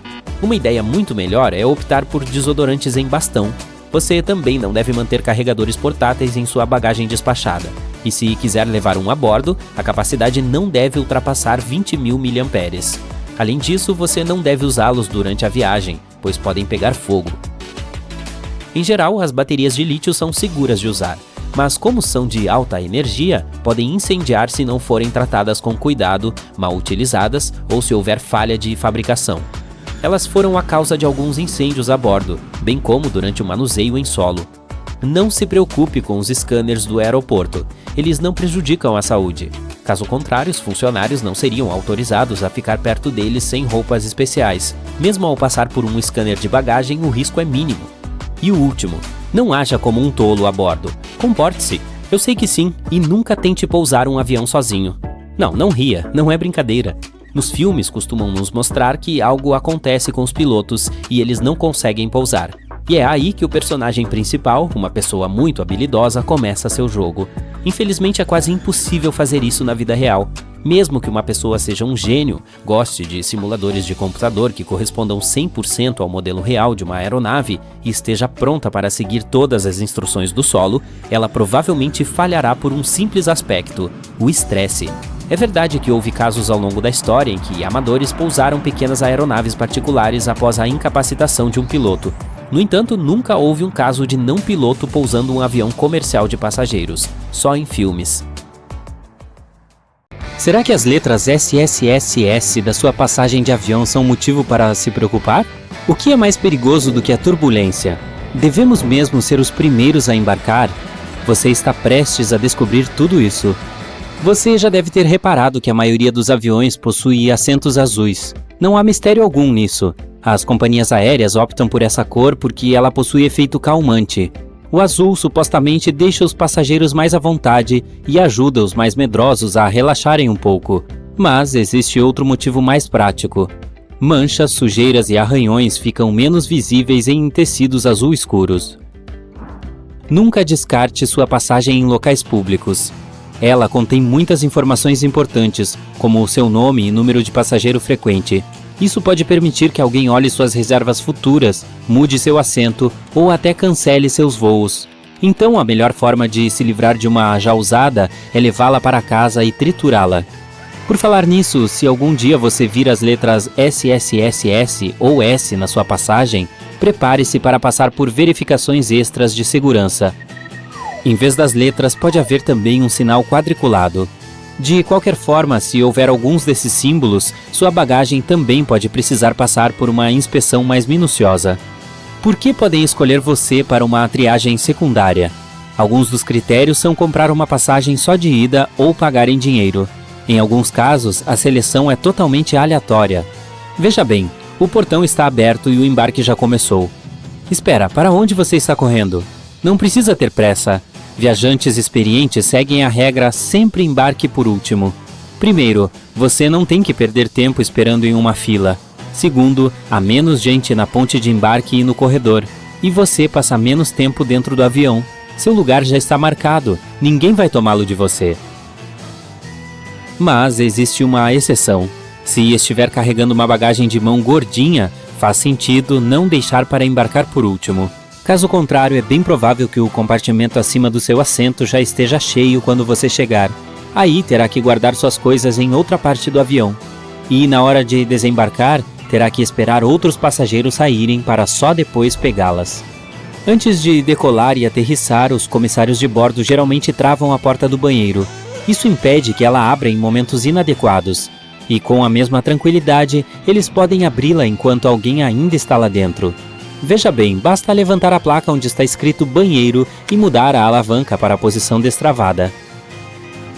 Os pilotos não estão nem aí para a turbulência. É que eles já sabem que existe algo mais perigoso que ela, a corrente de ar ascendente.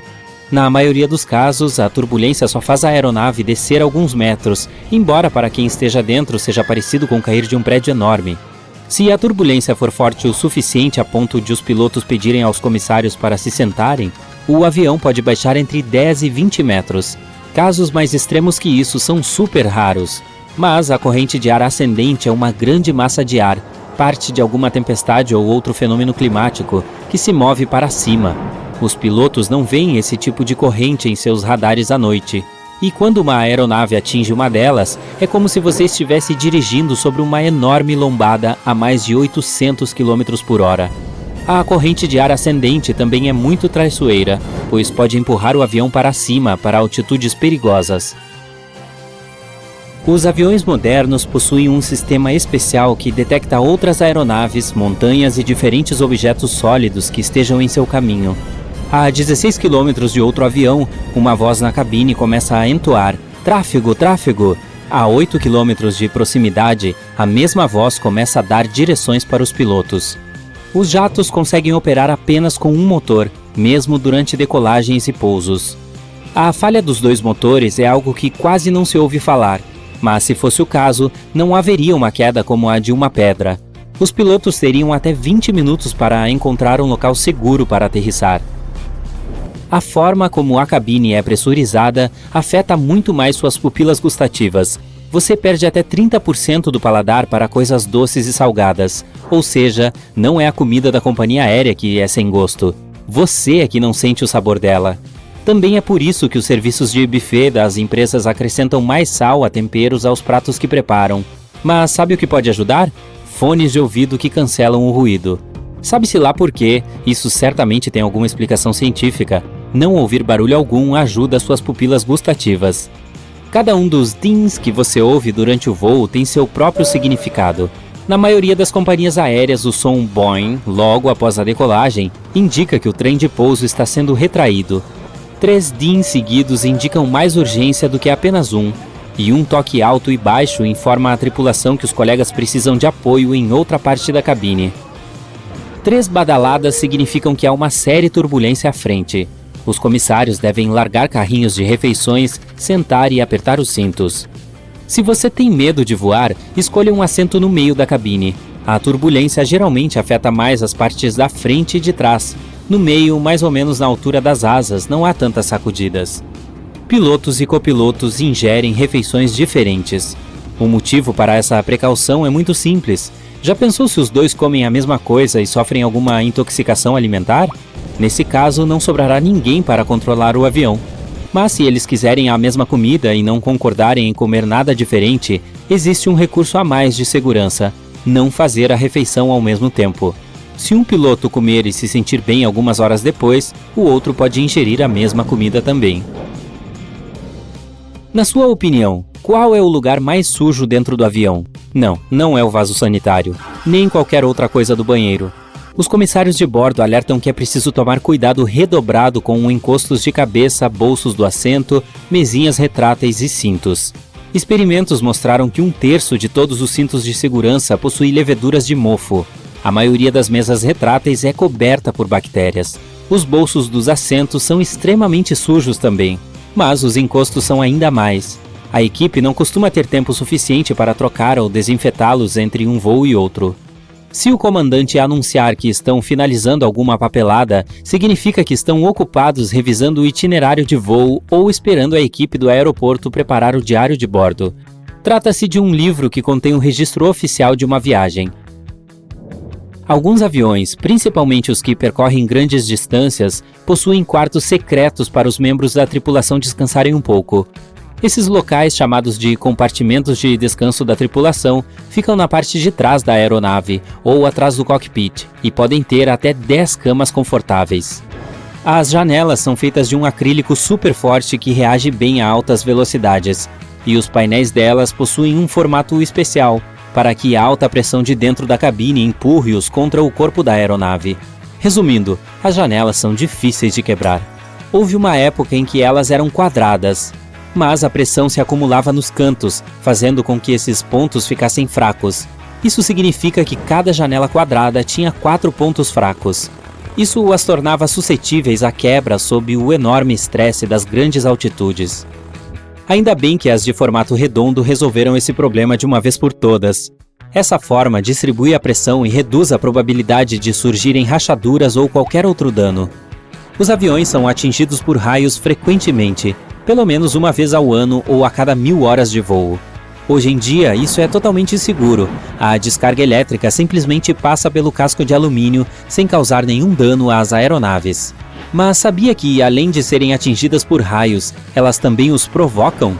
Quando uma delas está passando dentro de uma nuvem, a fricção entre a fuselagem e o ar cria eletricidade estática, e às vezes isso pode causar relâmpagos.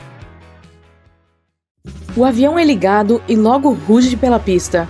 Você olha pela janela e seu coração está acelerado. Que emoção sair de férias! Finalmente!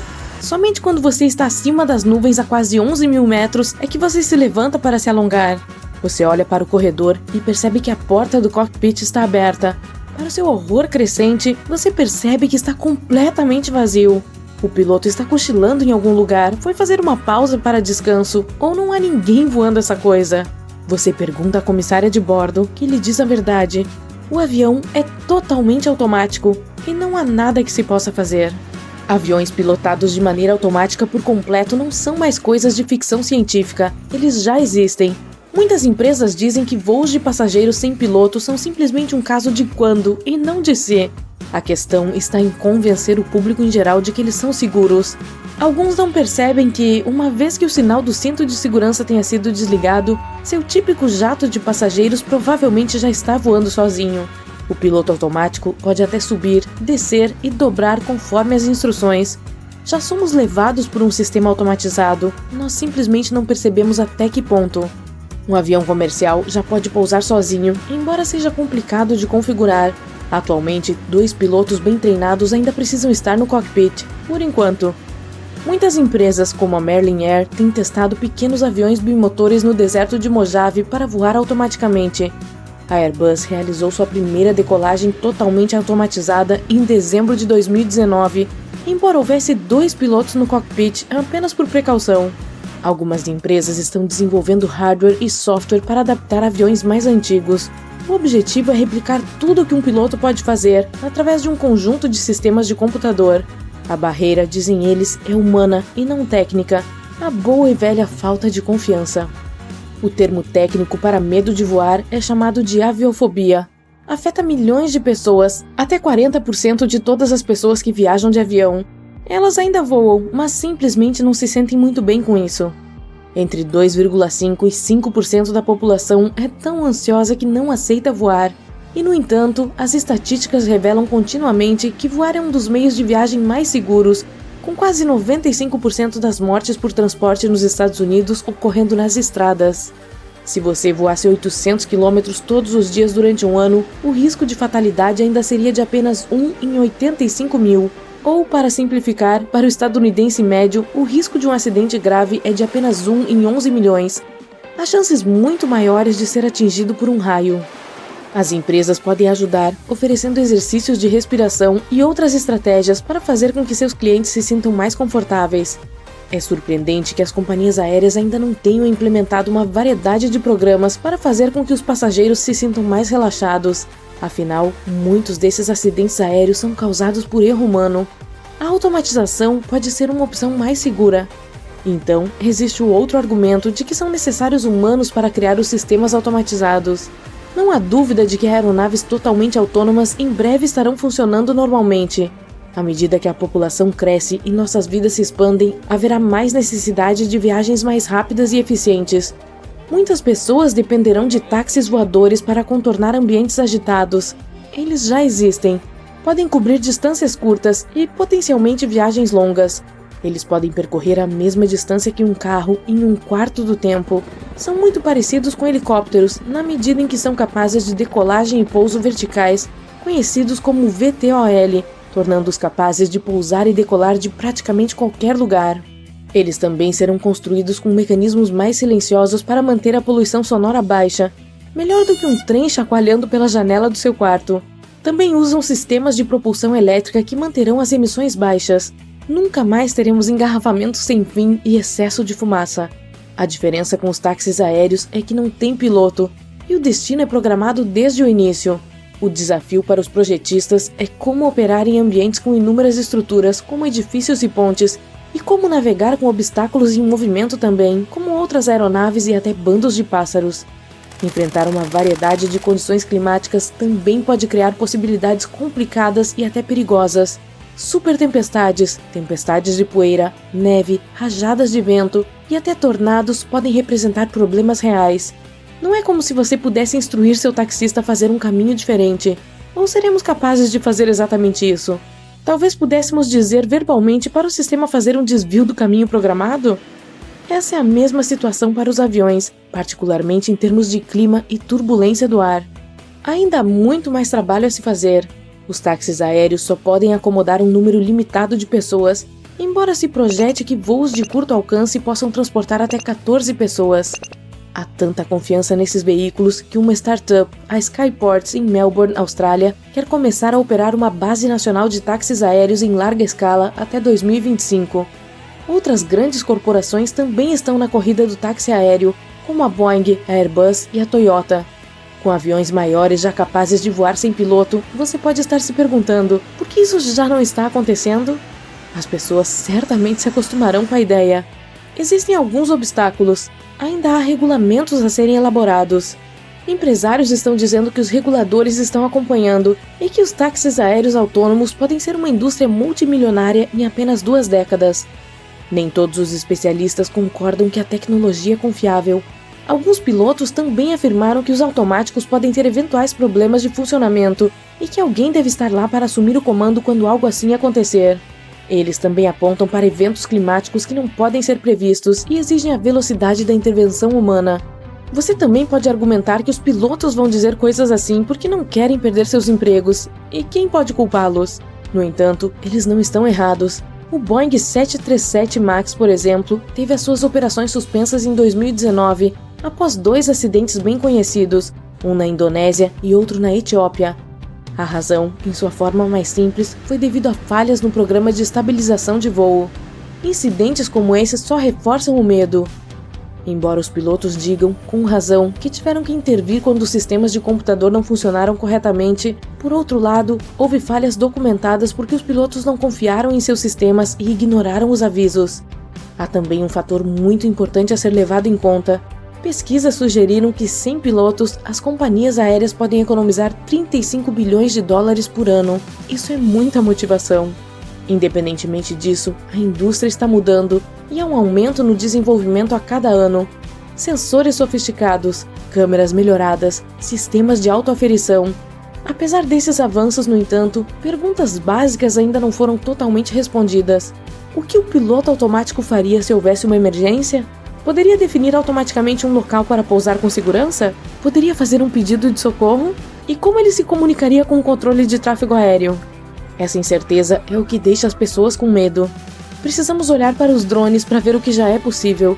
Seja operado através de um smartphone ou pelo controle remoto do drone, eles estão se tornando mais comuns e realizando uma série de tarefas. Desde filmar baleias até entregar encomendas e realizar serviços de inteligência de longo alcance. Eles mapeiam terrenos inacessíveis e usam sensores térmicos para operações de busca e resgate. Podem até deixar suprimentos em situações de desastre. Eles estão literalmente salvando vidas. Seu uso triplicou de 2019 para 2021 e espera-se que o faça novamente até o final de 2022. É uma tendência. Se fossem pessoas, seriam superestrelas. E, no entanto, nada disso é realmente novo. Há mais de um século, os britânicos desenvolveram veículos aéreos não tripulados, ou VANT. Eles conseguiram pilotar um monoplano controlado por rádio em 21 de março de 1917. Outros protótipos foram desenvolvidos ao longo das décadas, e na década de 1940, milhares de drones sem piloto, ou aviões a rádio OQ-2 como eram conhecidos, foram construídos. Muitas variações têm sido usadas desde então. Os entusiastas do modelo usam aviões de brinquedo controlados por rádio há décadas.